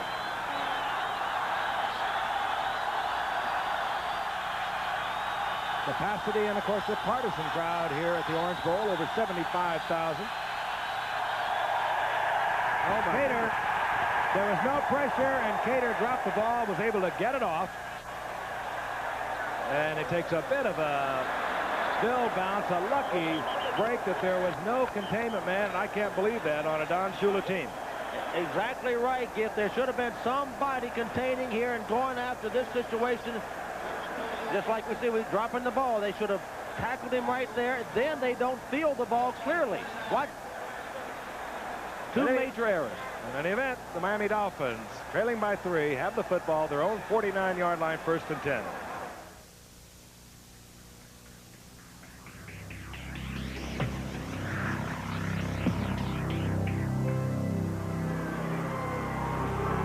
You can protect everything but your ego, because they know how it hurts. They'll go for it again. The best never comes easy. That's why there's nothing else like it. Budweiser Light. Bring out your best. You gotta reach deep inside. Bring out your best. Budweiser Light. Bring out your best. Budweiser Light.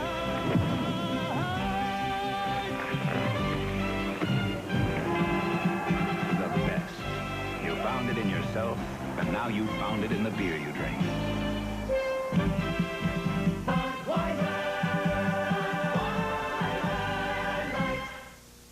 West Virginia tackles Florida State in the Gator Bowl Thursday night on ABC.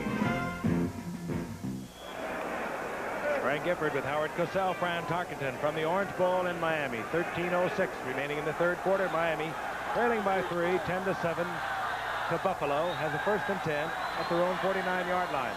Woodley remains the quarterback. Hands off to Franklin, and Franklin powerhouses his way for 6 to the 45-yard line.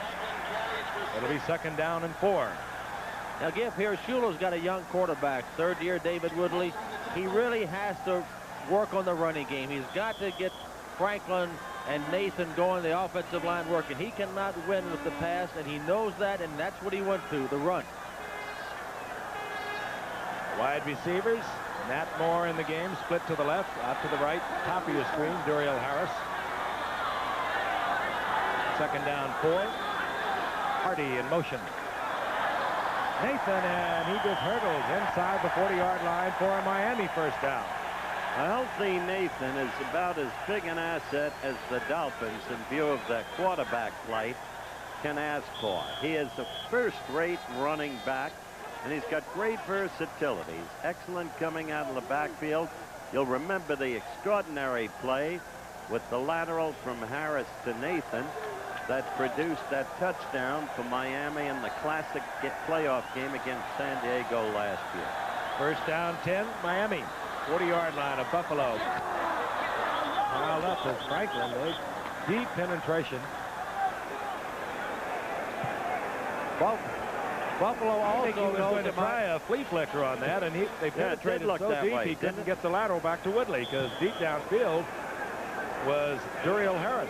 It's about time for them to go back to Woodley as a receiver, getting the ball out of the shotgun, handing off to Tony, letting him find Woodley. Or they could use Woodley here in some kind of a rollout of bootleg. It was a loss of almost 2. We'll call it 2nd down and 12. Over the center.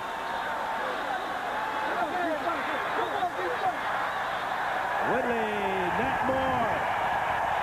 Very cool effort by Woodley. Nat Moore was in a crowd, and Woodley hit him right in the numbers. Well, if Nat Moore isn't a story, Fran, I don't know who is. He's been complaining all year long at his virtual non-use. He's been a great player for 9 years for this Miami team out of the University of Florida. One of the better pass receivers in the league. Now he gets a shot, and look at him. Credit Woodley, too. Woodley saw Romes, as you saw, fall down. He was in a tremendous rush of the Buffalo Bills, fired the ball, and right on target. 18-yard line, 1st down. Miami has never had the lead. They are threatening now, here in the 3rd quarter. Franklin, single setback. Play action by Woodley. Looking for Harris in the corner. No flag, as Romes got tied up with Duriel Harris, and they both stalled. Here's a nice throw. You look at it yourself. Duriel Harris faking to the inside, running back to the corner. There's Romes. And that's the penalty either on the offense or defense. I think it was defensive pass interference. I do, too. However, in the wake of the controversy provoked in the Tampa Bay-Detroit game, I'm certain that the officials are being very cautious on calls either way at this point. 2nd down, 10. Nathan single setback. Williams pressuring, and that one almost picked off. Good position with Steve Freeman. The intended receiver, the big tight end, Bruce Hardy. Well, old Woodley had a great pass completion to Moore, but that is one that old David shouldn't have thrown. As you watch here, they're crossing here. Bruce Hardy's going out, but sneaking on the inside with great position with Steve Freeman. He had the interception, just dropped the ball. 3rd down and 10. Figueredo comes in. They fancy him as being a better receiver out of the backfield than Nathan. By the way, each team noticeably does not have an exceptional tight end. Both weak at that position. 3rd down and 10, 18-yard line of the Bills from the shotgun. Woodley, Figueredo was wide open and just off his fingertips. He stands only 5'10", and he just could not get up for it. And we'll see Von Schaumann. I know that's frustrating to the Dolphins and the Shula. Watch Figueredo here. Lets Dario Harris clear out, then he comes, and nobody's there. They had a blown coverage, obviously. Woodley saw him, but didn't get the ball to him. And they have to settle for an attempted field goal. David was under some pressure there, but a professional quarterback, you expect that ball easily. Von Schaumann, 26, look at a 36-yard attempt. Strock, whom we'll probably see later, at quarterback, is the holder. Kuchenberg will put it in play. We've got a tied football game with 10:35 remaining in the 3rd quarter. We're tied at 10, and we'll be returning to the Orange Bowl right after this message. I'm finished. Change. I'm not finished. I'm finished. Take out chart B. I'm not finished. Why put together your documents the hard way? I'm finished. What? When IBM has office systems that can revise large documents I revised the contracts for the meeting. They're fine, and they're on their way. and even send them across the country completely collated. Now that's a lot easier, isn't it? Finished. Add this. Delete this. I'm not finished.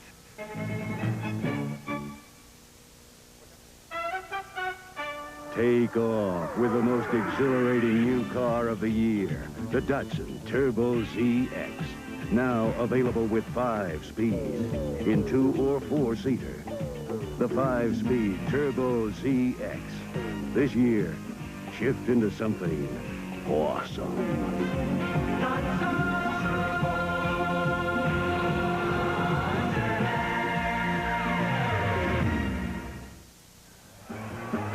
Once again, the Miami Dolphins with a victory tonight, a win over a winless Baltimore next Sunday, and they will ensure home team advantage throughout the playoffs. For the Buffalo Bills, a win tonight, they move into the playoffs. A loss tonight, they'll put Pittsburgh in the playoffs, and they will have to sweat it out, as I mentioned before, at New England next Sunday. That's what's on the line. And Giff, this win is really picking up.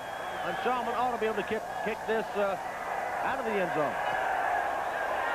They put a hefty foot into it. Mosley will bring it up. And he does not get through the gap. Out to the 23-yard line. It'll be 1st down and 10.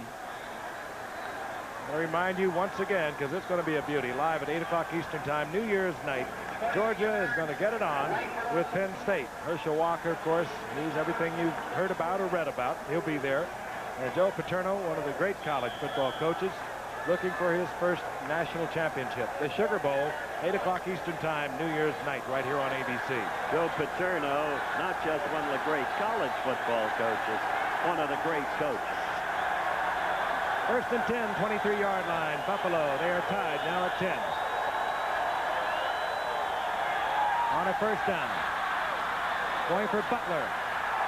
And overthrown, a pass that perhaps led to the middle. Would have produced a big gainer. Yep, if he'd have had the ball down about 5 feet, he would have had a big completion of Butler. I'm going to pause 5 seconds and allow our stations to identify themselves. WJLA-TV serving the district, Maryland and Virginia. Orange Bowl in Miami, where the Buffalo Bills have not won since 1966. It's a lot of years, a jinx if you will, but keep in mind they get together every year down here. Joe Ferguson brings the Bills up, looking over a 2nd down and 10. Booker Moore now set back for the Bills, number 34. Ferguson, Lewis. And Lewis looking for 1st down yardage, coming very close, a little bit short, I do believe. I hope you had a good holiday, and most of our production people have been traveling around the country, getting ready for different events, and we want to Wish a speedy recovery to Deborah Chappie. She's the sister of one of our young production people, Joan Chappie. She's been hospitalized, we understand, doing better up in Greenwich, Connecticut. So our best wishes from all of us go to Deborah Chappie. Close enough for a measurement. They'll bring it out. Frank Lewis, 35 years old, down in the back a little bit over the past few weeks. What a year he had a year ago. So look at the measurement. Inches short. His best year in 12 seasons a year ago. You see who was there looking at the measurement? Good old Reggie. Reggie's out there doing a little coaching on the field. He's letting Chuck Knox know it's about a foot to go, Chuck, and send in whatever you want to do. He sends in Curtis Brown, takes out Joe Cribb. Third down inches, we'll have Curtis Brown and Booker Moore. Booker Moore, first-round draft pick of a year ago. Quite a story, recovering from Guillain-Barré syndrome. Nervous disorder. Very serious thing. And a first-round pick of a year ago out of Penn State. Didn't play at all last year. Has only carried the ball 14 times this year. But to say he's back and healthy, we're glad to see it. Third down, you saw how much. Just inches.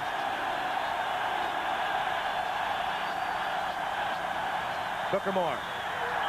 He'll get the first down. And the Bills stay alive on this drive with 10:07 remaining in the third quarter.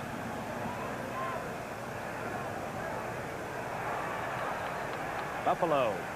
They beat Kansas City and Minnesota before the strike. When they came back, they lost to Miami, Green Bay, and in Tampa Bay. You might have seen that game a week ago. They lost 24-23.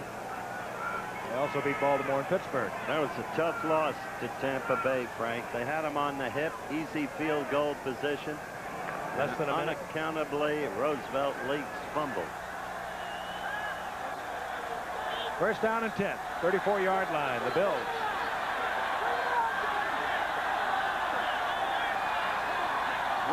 Quick movement by Bob Baumauer. He's not even complaining. He was drawn off. Trying to beat that count. So it'll be first down and 5 as they walk it off. Well, the Bills, for the entire year, their highest point production has been only 23 points. Referee once again tonight, Dick Jorgensen. Tell us, Dick. Encroachment, number 73. Defense, still first down. At the same time, Fran, going into tonight's game, they had only allowed the opposition 97 total points. Obviously, they've been winning with defense. Offense. 39-yard line, first and 5. 2 tight ends in now. Buster Barnett joins Mark Bramer. Butler stood up to the top of your screen. Cribbs. He's hit at the line of scrimmage and squeezes out a yard, maybe a yard and a half. It'll be second down and 3. Kim Bocamper defensively there for Miami. Remember the way they were busting through in the middle at the start of the game? Second and 3. Really closed down. Bocamper's move to end by Bill Arnsparger, the defensive assistant head coach of the Dolphins, was precipitated really by the acquisition of Bob Brzezinski last week. And Brzezinski, you just got to have him in there. He is terrific against the run, number 59. Second down 3, Booker Moore. Booker Moore runs into Gordon. Harry Gordon. If, as you talked about Brzezinski, there are 3 ex-Los Angeles Rams starting defensively tonight in this game. That's right. Isaiah Robertson, Simpson on the Buffalo side. Simpson and Robinson, of course, both played for Chuck Knox when he was so successful as a head coach of the Los Angeles Rams, winning 5 Western divisions of the NFC before coming to Buffalo in '78. Loss of a yard. It's third down and 4.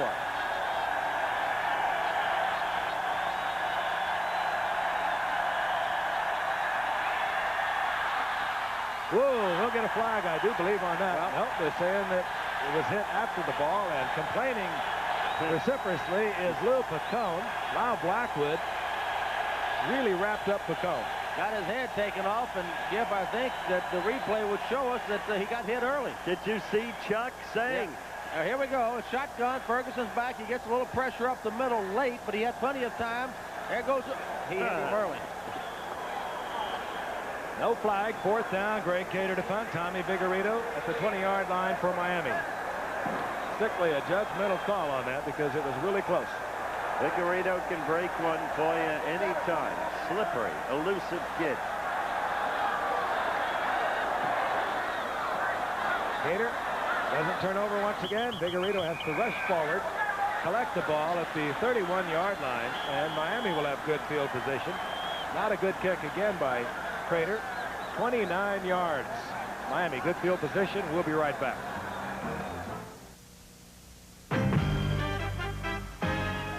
You can't argue with success. Nissan Motor Corporation's 9.9 annual percentage rate truck financing is saving buyers money. And now we're extending 9.9. So you can still save from $900 to over $1,500 in finance charges alone on any new Datsun truck. So join the crowd while we still have trucks and you still have time. Datsun, we are driven.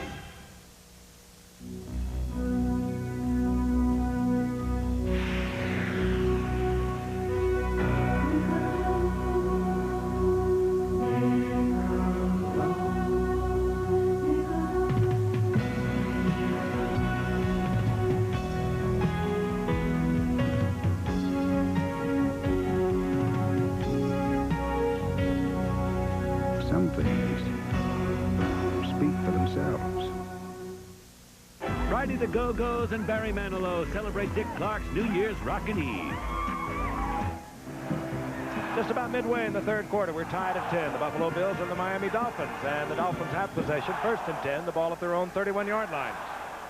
And Giff, if the Dolphins are going to make their move, they better do it now. They got a pretty good gale wind behind them now, and as a quarterback, you want that wind behind you, not in your face. And he'll have it in his face in the 4th quarter.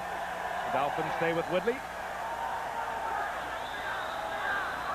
Setbacks are Nathan, 22, Franklin, 37.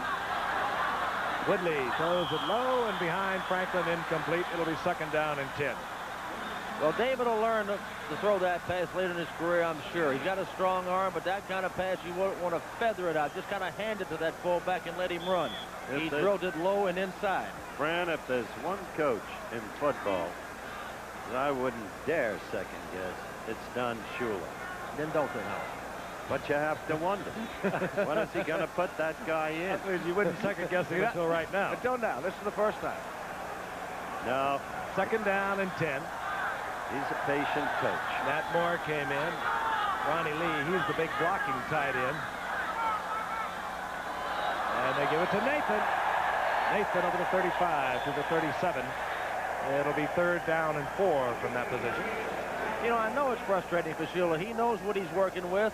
Woodley's not working out as well as he hoped he would this year. He's got Strock coming off the bench, but as a starter, Strock hasn't done it either. He's trying to piece together the best of both of them and get one hole. What do they call it down here? Woodstock. That's right. Not only that, he has to shuffle 3 tight ends because he doesn't have to have the one great one. Yeah, but does it well, though. He shuffled Hardy, Lee, and Rose a year ago to 52 receptions.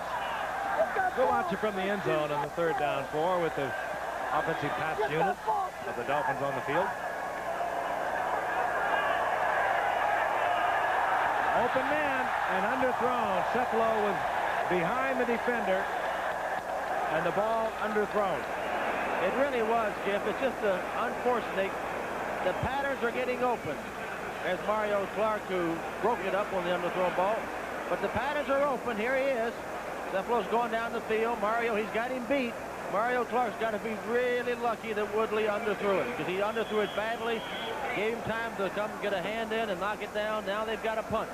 Tom Orison and Robert Holt has dropped for Buffalo.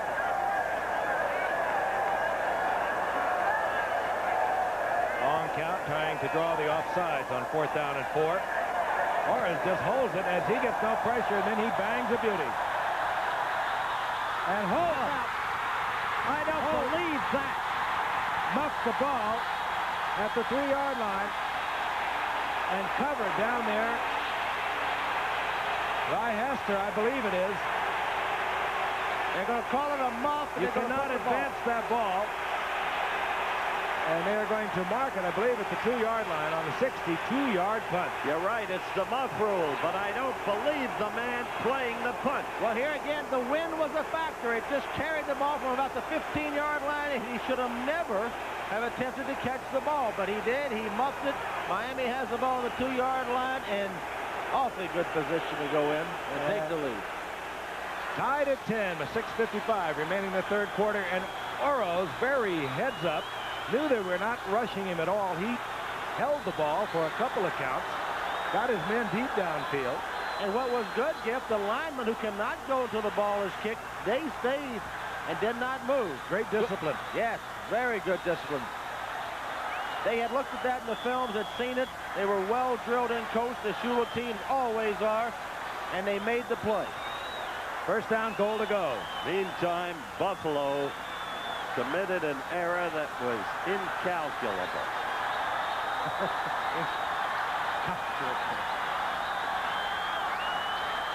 Nathan and Franklin, and Woodley rolls right. Has to throw it away. Looking into the corner of the end zone for Joe Rose.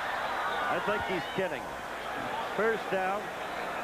Well, I know you don't like the second guess on Shula. Well, that's not a bad call. That was good defense, because you know with Woodley, if you can't throw it, you should be able to run it. Yeah, but Giff, with that offensive line he's got, which he says is as good as the offensive line he had in the 70s, with the 2 running backs he's got, the running game is a strong part of his game. You got to go with your strength, and you got to run it right at him. I bet he'll come back and run this one. Second down, goal to go.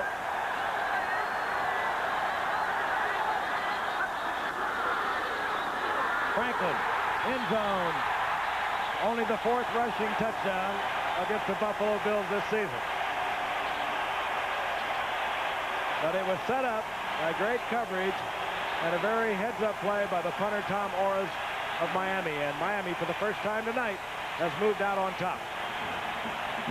But you could see it coming. You could feel it coming. As I've said before, they had a 10-0 lead. They were driving, and suddenly they were just seeking to kick a field goal. Didn't play for a first down. Buffalo, I mean. It turned the whole game. They were playing early on not to lose. Von Schaman for the conversion.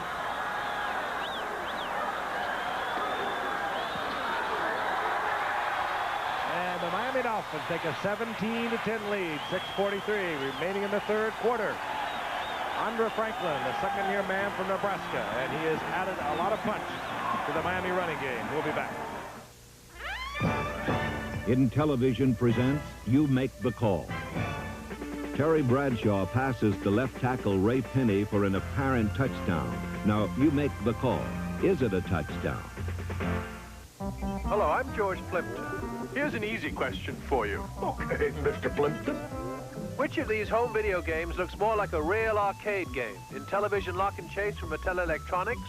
Gee, if people had this game at home, my arcade could be in big trouble. Or Atari Pac-Man? Blinky, you look pale. If you picked Intellivision, you're absolutely correct. What call did you make? Any number in the 50s, 60s, or 70s is an illegal receiver unless he first reports to the referee, who then informs the defense. As long as Ray Penny did report in, it is a touchdown. This is the ultimate contest. Number 1, Georgia. Number 2, Penn State. The game for the national championship. The Sugar Bowl, New Year's night on ABC. Orange Bowl, 75,000 plus, and they are still on their feet, applauding their Dolphins. And Uwe von Schaman will kick it off. A dangerous return to man. Mike Mosley is deep, NFL's leader through 7 games. Von Schaman will try and keep it away from Mosley. And Mosley takes it deep in the end zone, looks upfield, decides, hey, I'd better stay here. Touchback, and it'll be 1st and 10 at the 20-yard line, and Buffalo trails for the first time tonight. And Joe Ferguson's got a tough situation. Miami shut off his run. They're all fired up. He's got to throw into a pretty good win now. His team is 7 down. He's not in an enviable position at all. That's the an time. understatement. Time remaining in the third quarter, and Fran has mentioned it several times. The goalposts are fairly rocking with the wind that is moving right into Joe Ferguson's face here in the third quarter. But keep in mind, he'll be working with that wind in the fourth quarter. Joe Cripps, single setback for Buffalo.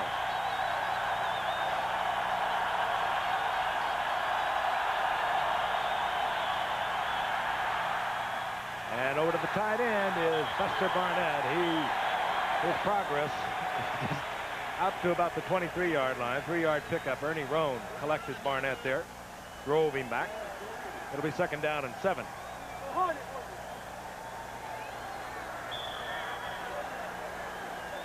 Joe Ferguson has avoided the interception tonight, except in one tip ball. Came into tonight. And after 7 games, only one quarterback, Jim Plunkin, had thrown more interceptions in the previous game. Ferguson with 14. Kramer in motion. Dangerous pickoff. Lyle Blackwood. Ferguson tried to get it into the big tight end. Blackwood was reading it all the way. And another turnover, and Miami has a 1st and 10 at the 20-yard line of Buffalo.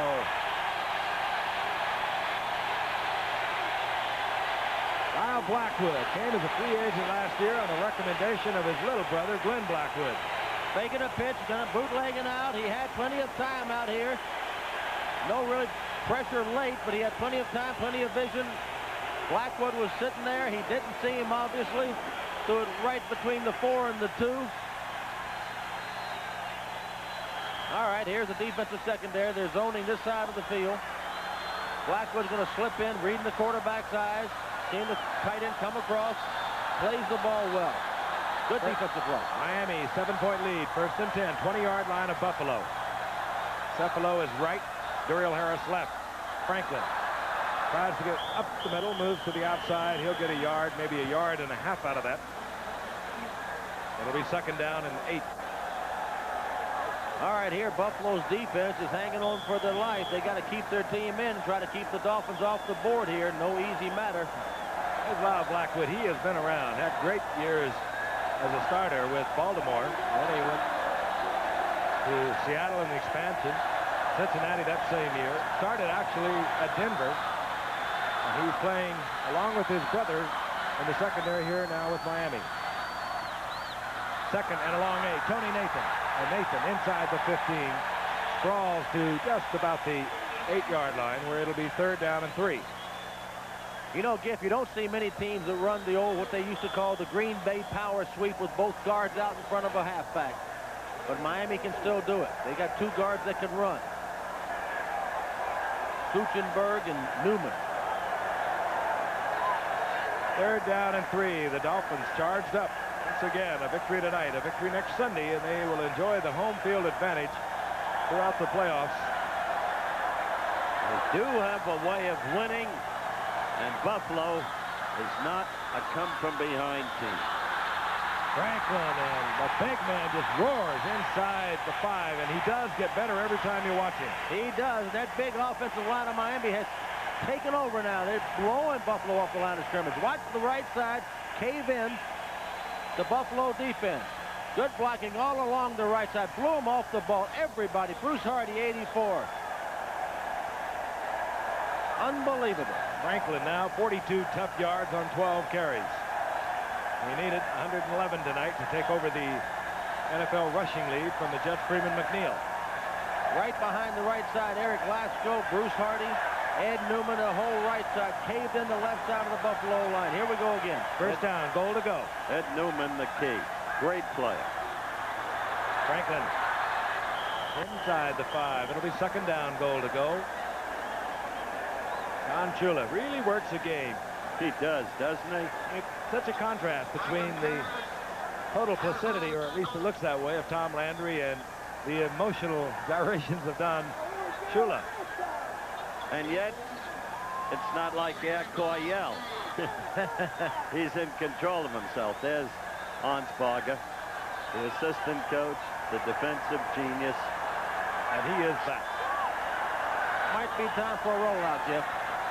Give yourself a run-pass option when you have a quarterback like Woodley. And tried to get it into Nat Moore, and he did. And he comes down with it. Nat Moore holds on. Good defensive play there against him. Really was. Charlie Romes made a good play. Nat Moore caught it on the rebound. Here he goes in motion. Woodley's going to roll out and hit him very quickly. Trying to get a quick hit out to him. He underthrew him a little bit. Romes almost got an interception. Good catch. Romes and Clark are excellent corners. Buffalo is very strong in those positions. Even though Woodley underthrew earlier, as Fran described it, Clark made the kind of recovery that a #1 draft choice, which he was some years back. A pickup of 1, however, and it is still 3rd down and goal to go, and that's tough yardage against the Bills. You almost have to put it in the air. Play action. That ball is deflected by Sherman White. Intended for Tony Nathan. It'll be 4th down, and we'll see the field goal unit, I'm sure. We give Sherman White credit. He made a good play, but he had his man wide open, Tony Nathan.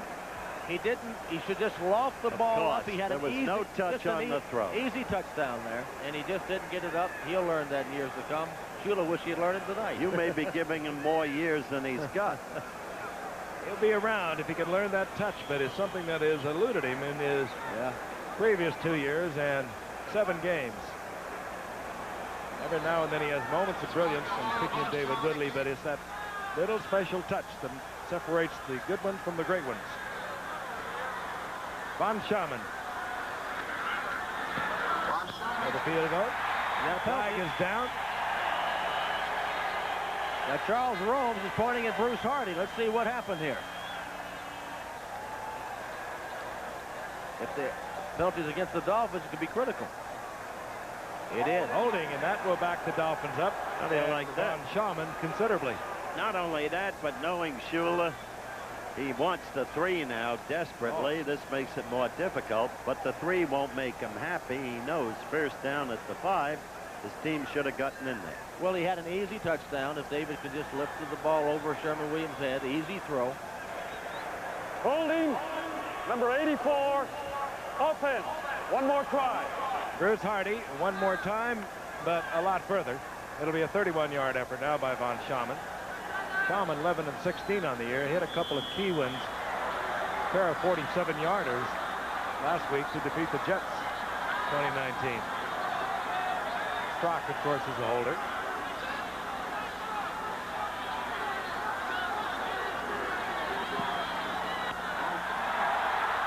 Von Schaman successful from 31 yards out. And the Dolphins take a 10-point lead with 1:46 remaining in the 3rd quarter. 20-10 over the Bills. We'll be right back.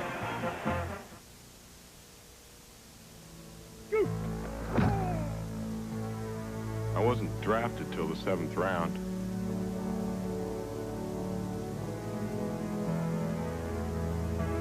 They don't even know my name.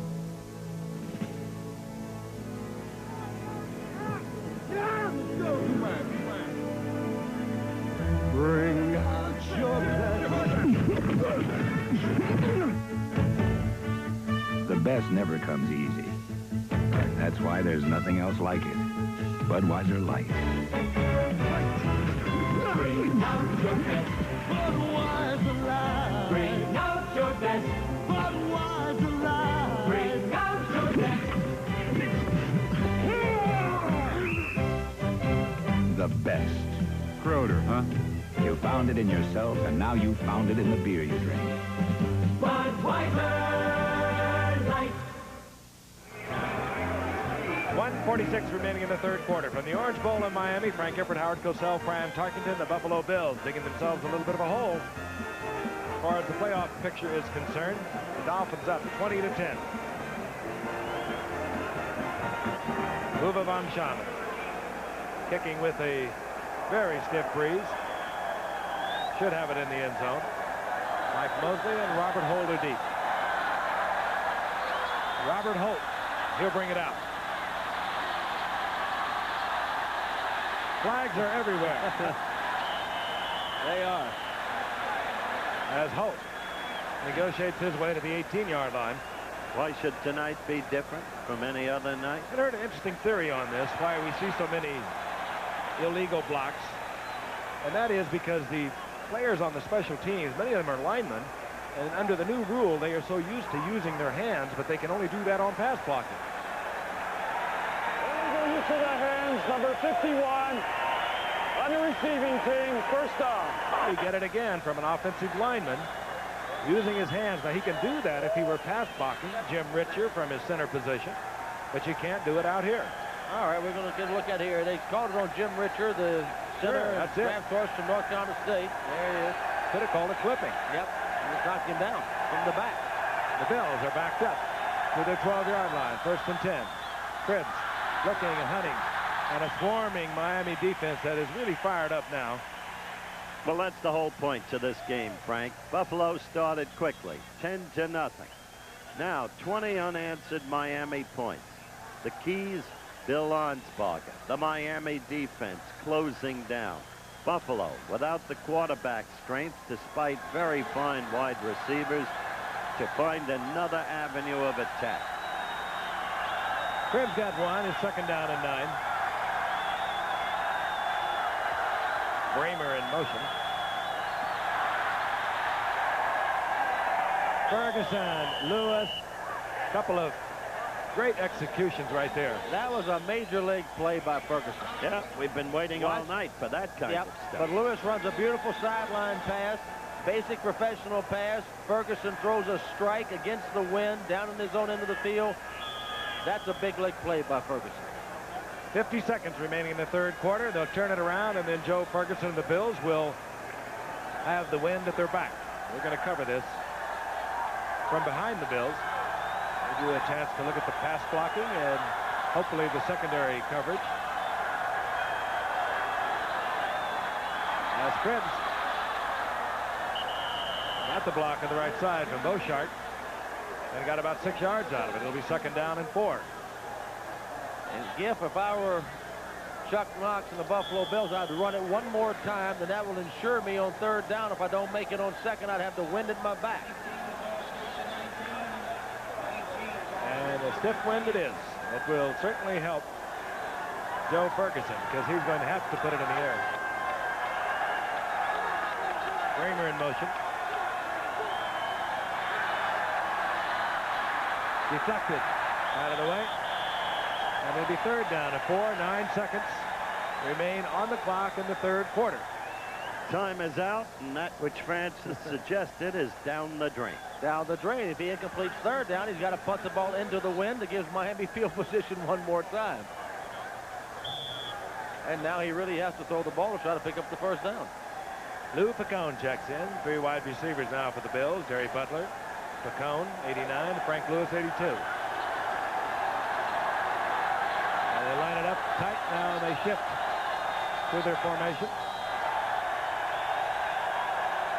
Dolphins showing blitz. Ferguson, he'll go down. Bocamper, or rather Baumauer.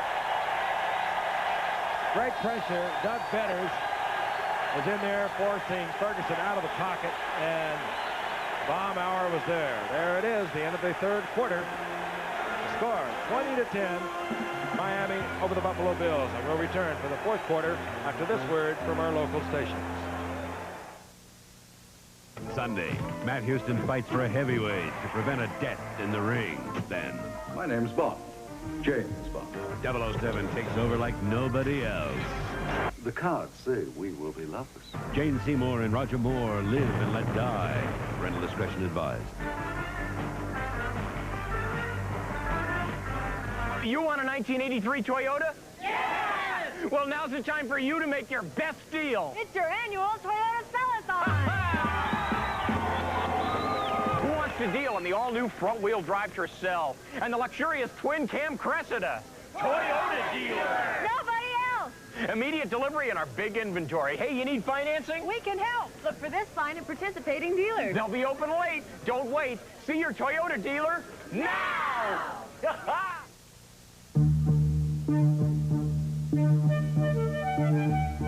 federal government now permits all banks to pay competitive rates on money market accounts. In spite of all the advertising claims, the reason to have one is that they're federally insured.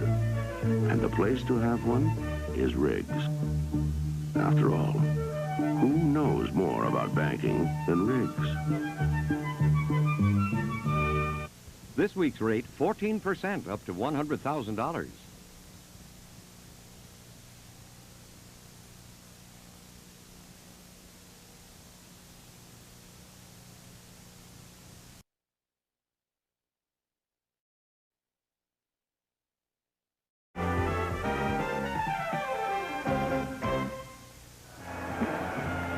Greg Gator will have an opportunity as we begin the fourth quarter to kick with a very stiff breeze. He'll begin his stride in the end zone. Tommy Vigorito respectfully plays the wind, has moved back to about his own 43-yard line. There he is. And for the fourth quarter, with the Bills down 20-10, they at least will have the wind with their offensive unit. Gator off the side of his foot. Takes a Buffalo bounce and a big Buffalo bounce, trickling all the way down close to the 25-yard line. So Cater gets a whole lot out of something that was a lot less than what it looked like it was going to be. 61 yards he nets out of that end-over-end job. All right, let's put this game in perspective in next week's too. Next week's game is important to Dallas, could be very important, because what they seek is home field advantage. Should Washington lose, a Dallas victory would give them that home field advantage for the playoffs. The Vikes clinched based on conference record despite their loss to the Jets yesterday. But the Vikes are not a team under Bud Grant to pass up the opportunity of upsetting Dallas. This game critical. Miami wanting 2 victories to get home field advantage. Buffalo with a victory could clinch. On the first down, Woodley rolls it out. I don't know whether he just missed the handoff or it was designed play, but he gets about 7 yards out of it. I think he might have missed the handoff to Franklin. He looked very good on that play. He can run. All right, a smart thing. He followed the running back, too. That's right. Total yards. Buffalo still dominating. Time of possession virtually equal. Turnovers equal.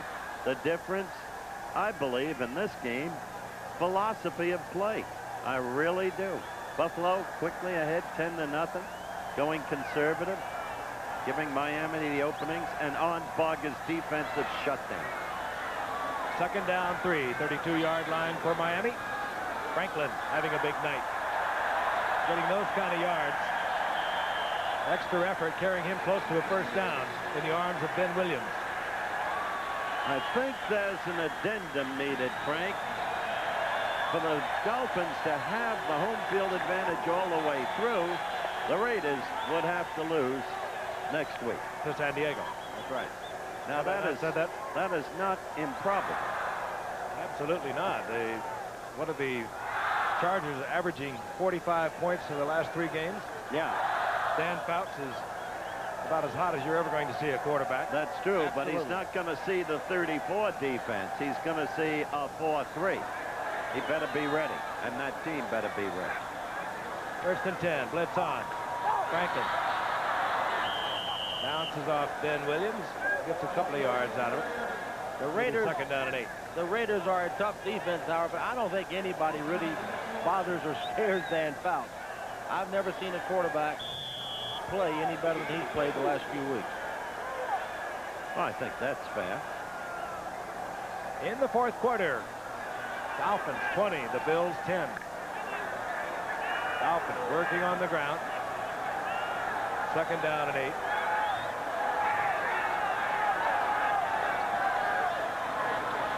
Nathan Kutzenberg is out front, gets a block, and Nathan turns it upfield, short of the first down by a couple. It'll be third down and 2. Ben Hassett defensively, along with Bill Simpson in there to make the stop. Again, this is the time of the game when you have a 10-point lead, the cream really comes to the top, because if you can run the ball in this situation, you can win football games. If you can't, you lose them. And Miami has already had 1 first down rushing. They're close to a 2nd first down rushing. As you see Nathan get tackled by Isaiah Robertson and Haslett and Simpson. And then we have a little extracurricular activity going on there. They've marked the ball inside the 43, so it's going to be a long 2. 3rd down.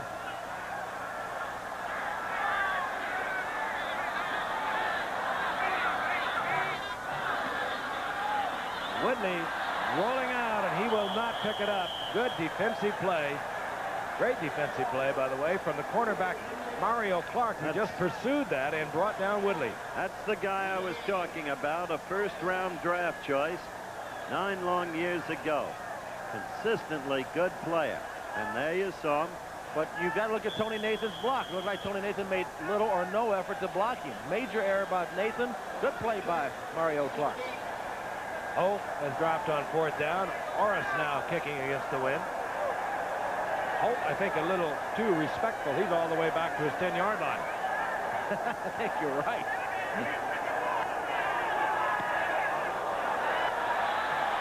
Now he takes it to 15. Dodges one Dolphin. And brings it back out over the 20-yard line, up close to the 23. So Buffalo now, here in the 4th quarter, will be working with the wind, and they are trailing the Miami Dolphins by 10. We'll be right back.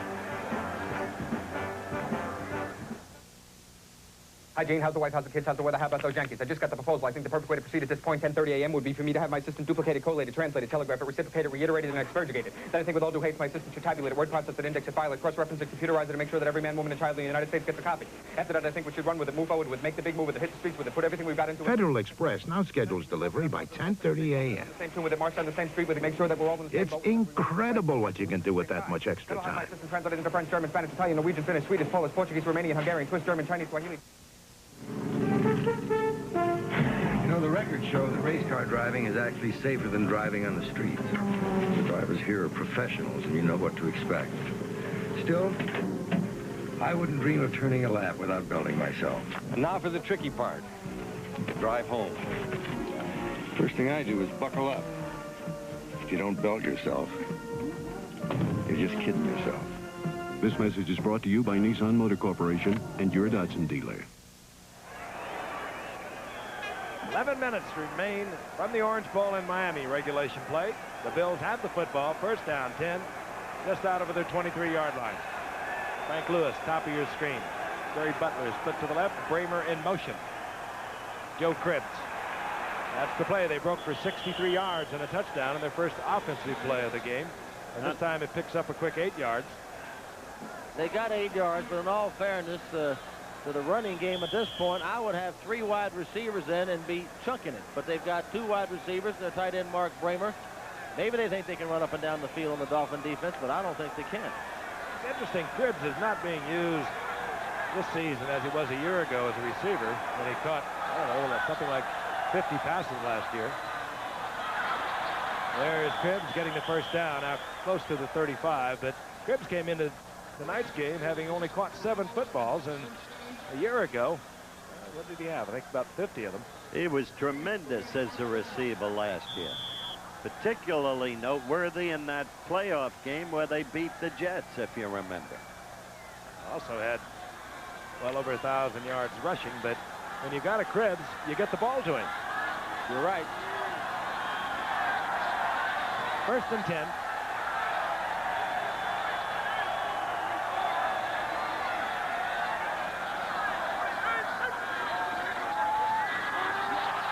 Watch out. Popped it up, and now there's a scramble for it. Ball came out of the pile, and it's still loose. And the Dolphins are going to come up with the football. It was the little Blackwood, Glenn Blackwood, the little brother. It was Brzezinski who jarred the ball loose on the blitz from Ferguson. He blindsided him. Well, nobody fakes the Cribbs. Nobody touches Brzezinski on the left side. There he comes. Nothing Ferguson can do. Now they kick it all over the lot. You see number 70, Joe Devlin, has a chance to make a big recovery, but he doesn't. And there goes Blackwood in, tucks it into his stomach, and the Dolphins are in pretty good shape. 1st down, goal to go, 6-yard line. They have a 10-point lead. 9:32 remaining in the game. Well, with all the Bs, Brodzinski and Beaucamper and the two Blackwoods and the other Bs, the Baumhauer, here in Miami territory, they've called them the Killer Bees. Great creativity. Three tight ends, Hardy, Lee, and Rose. Nathan and Franklin, the setbacks. This is the big man, Franklin. He is hammered right at the line of scrimmage. Ken Johnson is in on the four-man front for the Bills. Big number 91. He was at the bottom of that pile. Dolphins looking for a win tonight, a win next week. They're looking for a Charger victory over the Raiders next Sunday, and that would give Miami home field advantage right through the playoffs. If all points count, but a touchdown is very important to Miami here. It would kind of put them out of range of the Bills and give them over 2 touchdowns to catch up, 2 touchdowns and a field goal. They have to kick a field goal. That only a 13-point lead. The Bills could get back in it. Bills have only been able to negotiate 1 touchdown. They did it on their very first offensive play. That's it. Franklin, touchdown Miami. Big gaping hole left side. Kuchenberg and Stevenson must have been doing this thing again. Andre Franklin. Well, there you go. They blew it open up the middle. Let's watch it. Dwight Stevenson blocks to his left. There it is. There's a trap by Kuchenberg. Oh, my goodness. He knocked Merlis right to the ground. Opened up a cavernous hole.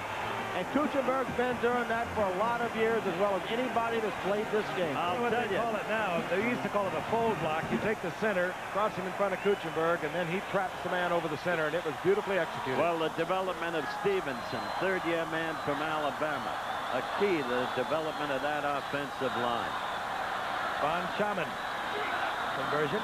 Scott gets it down, and the Dolphins taking a 17-point lead with 8:58 remaining in the game.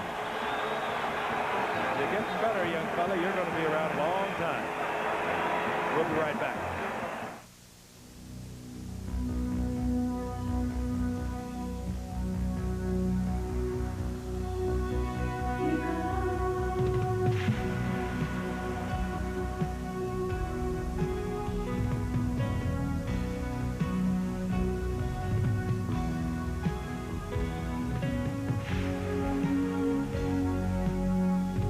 Some things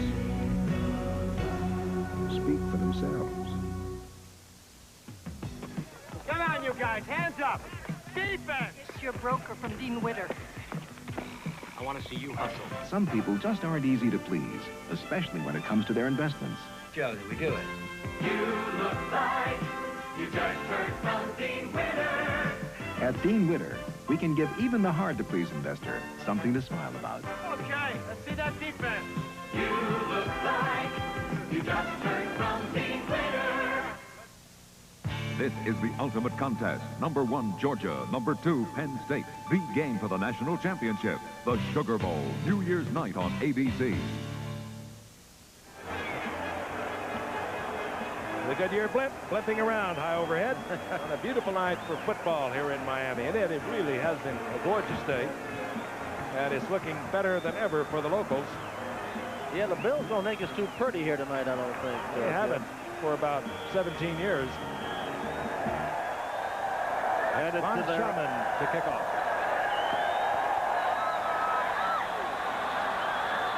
Here's Mosley. Watch out. He's the best in the league after 7 games. And Mosley out over the 40-yard line. Good move. He got right into the wedge. He broke it to the outside. And Buffalo has good field position. It was William Judson defensively there for Miami. 31-yard return, which is just about what Mosley has been averaging through this young season. But with 8:45 to play and the clock counting, they're down 17 points. We look at the Lonely Warrior, reported to his clubhouse, sat there on the stool when the strike began. He was visibly and violently anti-strike. But that, I suppose, is history. 43-yard line, first down Buffalo. Ferguson fires it over the middle, and it's complete to the tight end, Mark Bramer. Gain of about 5 is all. Second down and 5. If Miami holds on to win, that'd be 14 straight in this stadium against Buffalo. Do you know the team that held the record? The record is still 14. They tied the record. That was Denver playing against the old Dallas Texans and Kansas City Chiefs. They lost 14 times in their home field. I'll bet you Howard knew, though. I know Howard. That's why I didn't ask him. Second and 5. Back to Jack Faulkner's days. This is Booker Moore, and Booker Moore gets inside the 45 for a Buffalo first down. Well, Glenn Blackwood defensively for Miami. This is what you keep seeing in this league these days. They're giving them the short stuff. And what is the worst one-loss record ever to qualify for NFL or AFL playoffs? I'll let you handle that talk. I know it. I was going to let you go ahead and take a stab at it. I know it too. First down and 2. Ferguson, Lewis, Frank Lewis. First down inside the 20-yard line. 35-year-old Frank Lewis trying to keep Buffalo in it. And if you wonder where this offense has been all night for Buffalo, you're not alone. I do too. That's because of what I said. Yep, they're opening it up, and they're there's Lewis. giving them what they think is the short yardage. I saw the Giants lose that way yesterday when St. Louis had less than a minute to play, and the Giants had just sacked the kid quarterback Lomax twice in the previous series. I saw the Jets lose to Miami that way last week. I don't understand it. First down, 18-yard line of Miami. The Bills down by 17, trying to get back in it. Mosley in motion. Ferguson looking in the corner. Intended for Lewis and just off his fingertips. It'll be second down 10. All right, now, Howard, please give us the answer to this question, because Giff and I know this.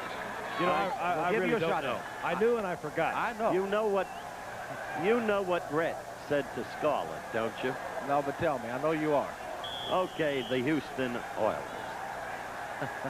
What was their record, though? Well, that frankly, Frank. I don't say it. Now, Howard would admit that to all of our fans out there in the world. He got a cheat sheet on that. Somebody put it in front of his face for him. Second down 10. Lewis and Butler both top of your screen. And firing the shot into Butler. Ferguson under great pressure. Nobody touched Brzezinski, and he ran right into Ferguson's face. Nobody touched him the last time either when he caused the fumble. Short of the first down, so it'll be third down and a long 3. Ball right at the 11-yard line. I think it's now guaranteed that for the first time in the history of the NFL, a team with a losing record will make the playoffs. It's going to happen in the NFC no matter what. Third down, long 3.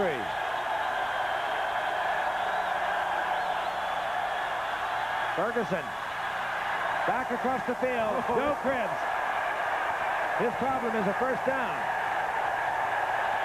He didn't get held short of it by about a yard. Doug Betters wrestling Ferguson to the ground. And it'll be a little more than a yard to go for the first down, and it will be fourth down. Did Chuck call for a timeout? He did. He did. They're going to think this thing over. 6:11 to go. Well, he could be thinking overtime. They are down by 17. Perhaps need the field goal somewhere along the line. Yep, he's calling timeout, but the Bills have waited about 30 seconds before they called it on the field. Sure did. They let the seconds tick off. 6:11 remaining in the game. Ferguson moves over to talk it over with Chuck Knox, and we'll be back in the Orange Bowl in a moment. When a business grows, it often grows out of control. Simple procedures become gigantic problems. Things like billing, filing, and shipping become too big to handle the old way. Why not get one of IBM's low-cost small computers like DataMaster? It puts you back in control, and it can grow. Here's to a great future. As your business grows.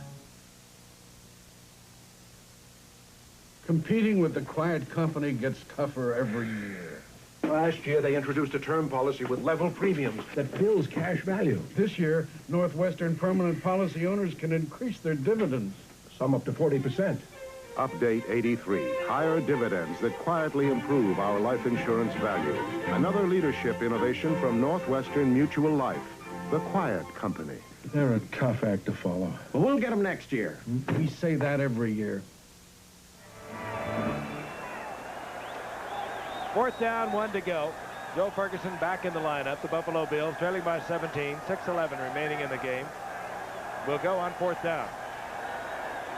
Just about a yard for the first. Yep.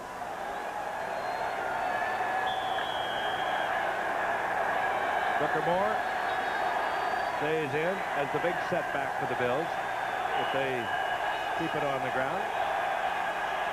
Cribbs out of the eye. Most effective, perhaps, of the rushes.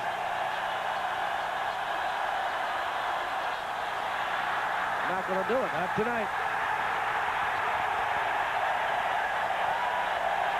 Surging Miami defense, reading it all the way. Brzezinski was out there.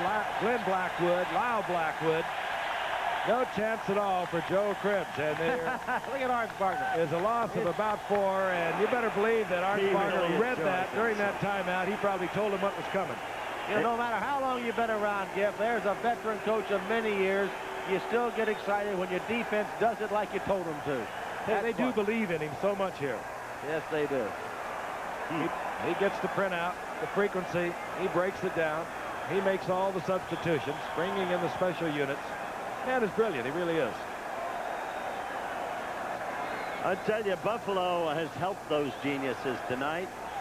One with the turnover on their last series when Miami scored at 7, and one with the mistaken take-in of a punt. Yeah. Miami can now think about working on the ticker.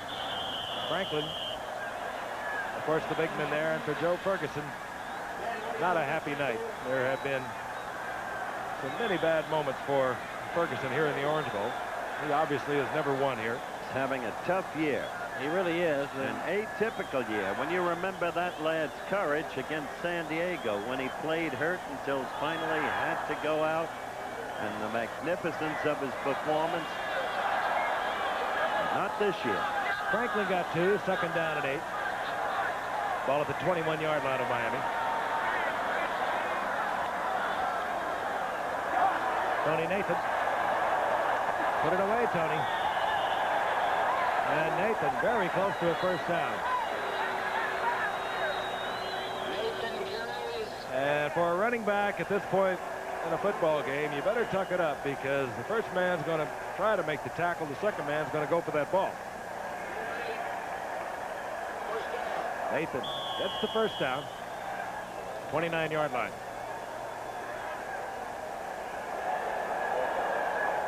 Once again, next Monday night, we close out our regular season up in Minnesota with the Dallas Cowboys and Minnesota Vikings. And it'll be the warmest game you guys have ever covered in Minnesota, because you will be indoors. It's a little drafty in the Metrodome. But not for Ken Herbert. 1st down. Franklin powering straight ahead. It'll be 2nd down and 9. Reminder tonight, Nightline focuses on business bankruptcies, which are at their highest level since the Depression, and how one company is being accused of using the bankruptcy law to avoid paying claims. That's tonight on Nightline after your local news. In the meantime, with this game wrapped up for the Dolphins, the Pittsburgh Steelers will have clinched the playoff berth, and the Bills will not be out of it. They play New England next week. They'll need help. Well, they're bringing their own snowplow. Going to Foxborough. They mark that at the 31-yard line, so it's 2nd down and 8. 4:35 remaining in the game.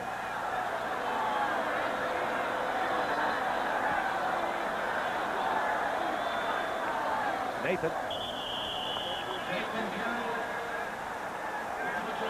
Isaiah Robertson there first defensively for Buffalo.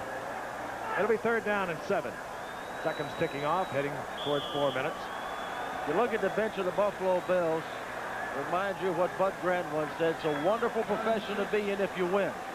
And Santa Claus is even here a few days after Christmas. Yeah, one of the problems the Bills have had during the strike, they were one of the few teams that really did not work out hardly at all.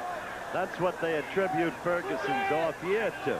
The fact that he took it all very personally and, like Kuchenberg, was violently anti-strike. On 3rd and 7.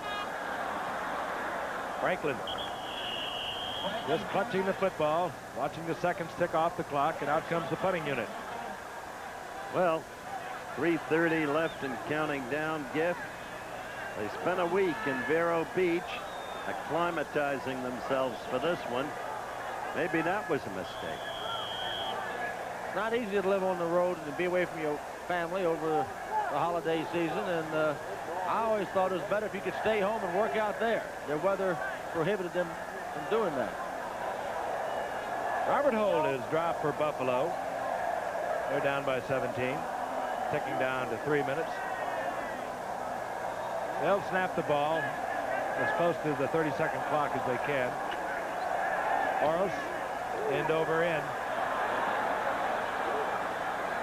Flag is down as Oros again gets a Miami bounce, and this time it's inside the 25. Again, the flag is down.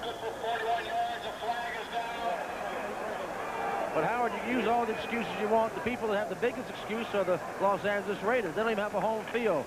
They work out up in Oakland. They come down, play their home games in Los Angeles.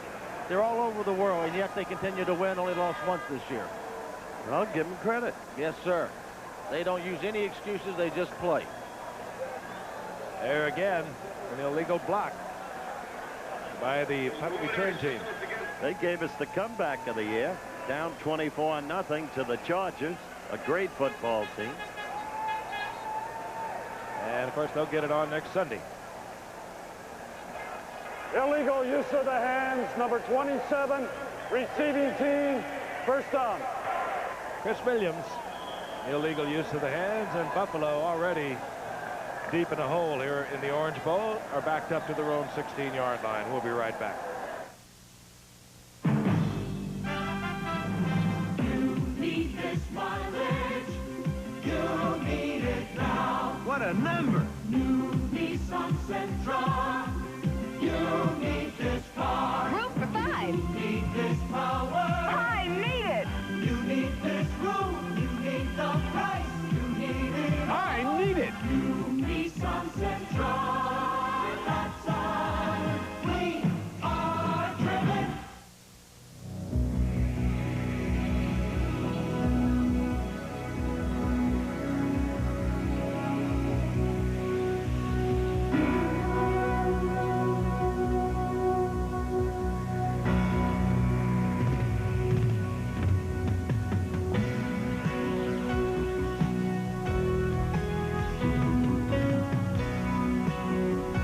Some things speak for themselves.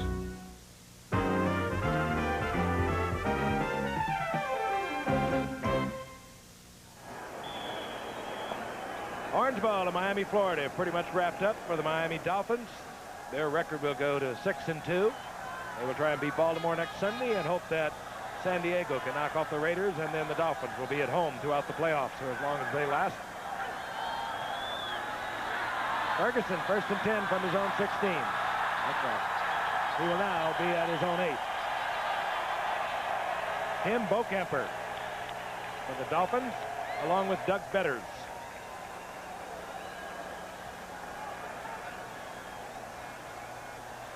And for Buffalo, as we have mentioned, they will close out their season still alive mathematically against New England, at New England.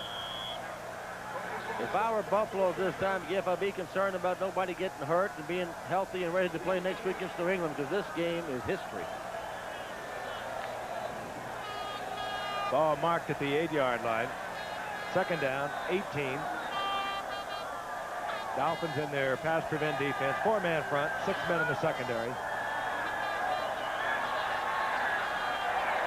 Ferguson, Krebs, and Krebs is hit instantly by Kozlowski. Well, they went to Krebs. They finally did with 2 minutes left. And there's the 2-minute warning. Unless Buffalo tried to call timeout before the 2-minute warning, but the scoreboard clock indicates 2 minutes. 2-minute warning here in the Orange Bowl. History. Bills will lose once again here in the Orange Bowl. They haven't won since '66. We'll be right back. It's ingenious, genuine Bell. It's the bell remembering numbers, the future in your home. It's a bell for having fun with from the folks who built the phone. It's a bell that's so easy. It's a bell that lights the way. It's smarter and it's better. It's a bell that makes you say, it's ingenious, terrific. It's genuine Bell. It's ingenious, genuine Bell. It's a bell that makes life easy every single day. It's a bell you can count on in so many ways. Every system we're designing, every product that we do, the better ways we're finding to connect the world to you. It's ingenious. Hi, it's genuine Bell. It's ingenious, genuine Bell. It's ingenious. It's genuine Bell. It's ingenious, genuine Bell. It's at your Bell Phone Center.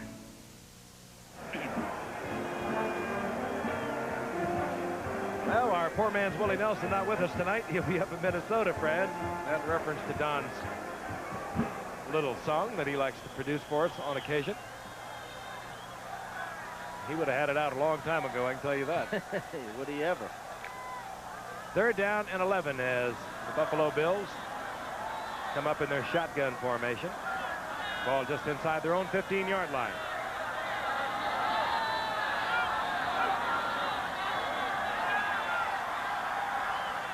Ferguson trying to get it into Jerry Butler, incomplete. All right, Giffen Howard, this telecast is presented by the authority of the National Football League. It is intended for the private use of our audience. Any rebroadcast or other use of this telecast without the express written consent of the National Football League is prohibited. And Giff, explain something to me, as we say down in South Georgia. Why wouldn't Buffalo at this point take out Cribbs and Ferguson and the players they depend on to win? This game is lost. Now they risk injury. Why ask a logical question? That's why I asked Giff a logical one. I was going to ask you another. Well, I suppose you never think it's truly over. 4th down and 11 from the shotgun. 1:55 remaining.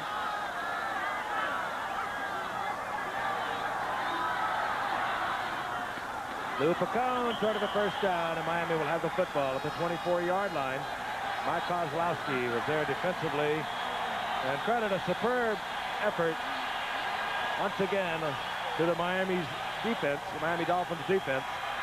They made the adjustment. The Bills were running on them well in the 1st half. They began to put the screws down tighter and tighter, and the Bills have been just absolutely ineffectual here in the 2nd half. Well, they proved masterful at shooting for less than 1st down yardage with their key passes. Well, what you're saying is they had a professional football player take a punt within 4 yards of the end zone, a booming punt that was obviously going in. He got hit immediately, gave up the football. That led to a touchdown. They had another turnover that led to another touchdown. They were a descending ball club from the middle of the 2nd quarter on. Rich Diana, number 33, the rookie from Yale. Eddie Hill, number 31. Those are your setbacks for the Dolphins. This is Diana. Well, Howard had all kinds of rushing records up at Yale. Well, Howard, what advice would you give your good friend, Coach Chuck Knox, now as he goes back to Buffalo? Take a good, hard look at himself. Where he's at, where his team is at. Bills have called timeout. They have 1 remaining. Talk to Ralph Wilson. Discuss possible sale of the club to Gifford. Oh, well, you'd be my first head coach. This ABC Sports exclusive has been brought to you by Datsun, who invites you to test drive the exciting new Nissan Pulsar NX at your Datsun dealers, and by Anheuser-Busch, St. Louis Brewers of Michelob. Some things speak for themselves. Michelob.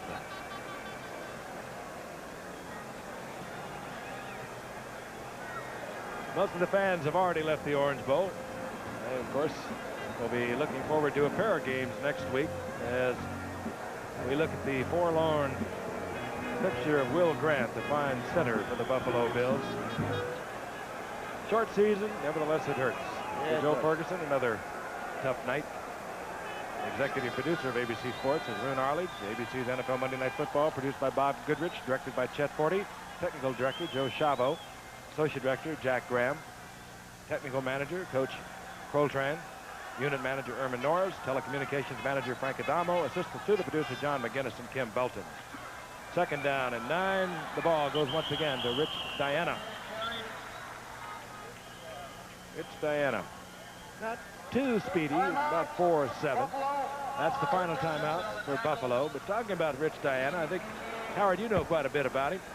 He was averaging 187 yards per game last year. Didn't slow, perhaps, but Don Shula wanted to take a look at him, so he picked him up in the draft. Got him in the 5th round. We'll thank our statistician, Peter Rucco. Busy hands tonight. Graphics, Steve Hurt, bringing you a lot of that information you've been able to pick up on your screen tonight. Our spotter, of course, Steve Vazika. Don Shula going all the way tonight with David Woodley. And I know that pleases his old shoes to be able to stick with his quarterback the entire way. It's what he would like to do. He'd like for Woodley to take over this team and be the quarterback of the present and the future and keep old Strzok on the bench. You get pretty good at analysis of quarterbacks, Fran. What's his prospects? He's going to have to develop a touch better than he's got. Well, the tough thing for Woodley is he's had to come to a contending football team as a young quarterback. He hasn't had a chance to mature and develop. His teammates expect to win right now, and he's just not mature enough as a quarterback to help them that much.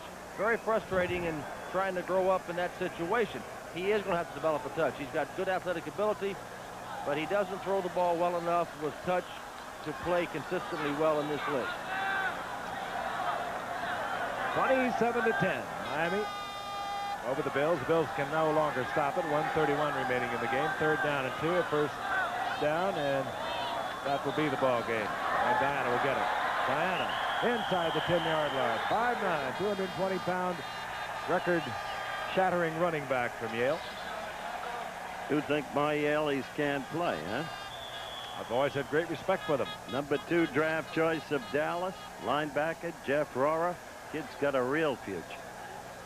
This kid gets opportunity. You'll see him bulldog his way through the league in the manner of Gary Fenton. And Spagnuolo did not show poorly yesterday against Dallas. Rather, he showed brilliantly. If they come from Yale, Frank. Well, there are other schools up there, too. I've never heard Howard mention one. Woodley drops on 1st down. Seconds will tick off. They'll need to do it one more time. I think Buffalo still wants to call timeout. Wait a minute, we got a flag in the end zone for something. They had no timeouts. There is a flag down. What is going on? I don't know.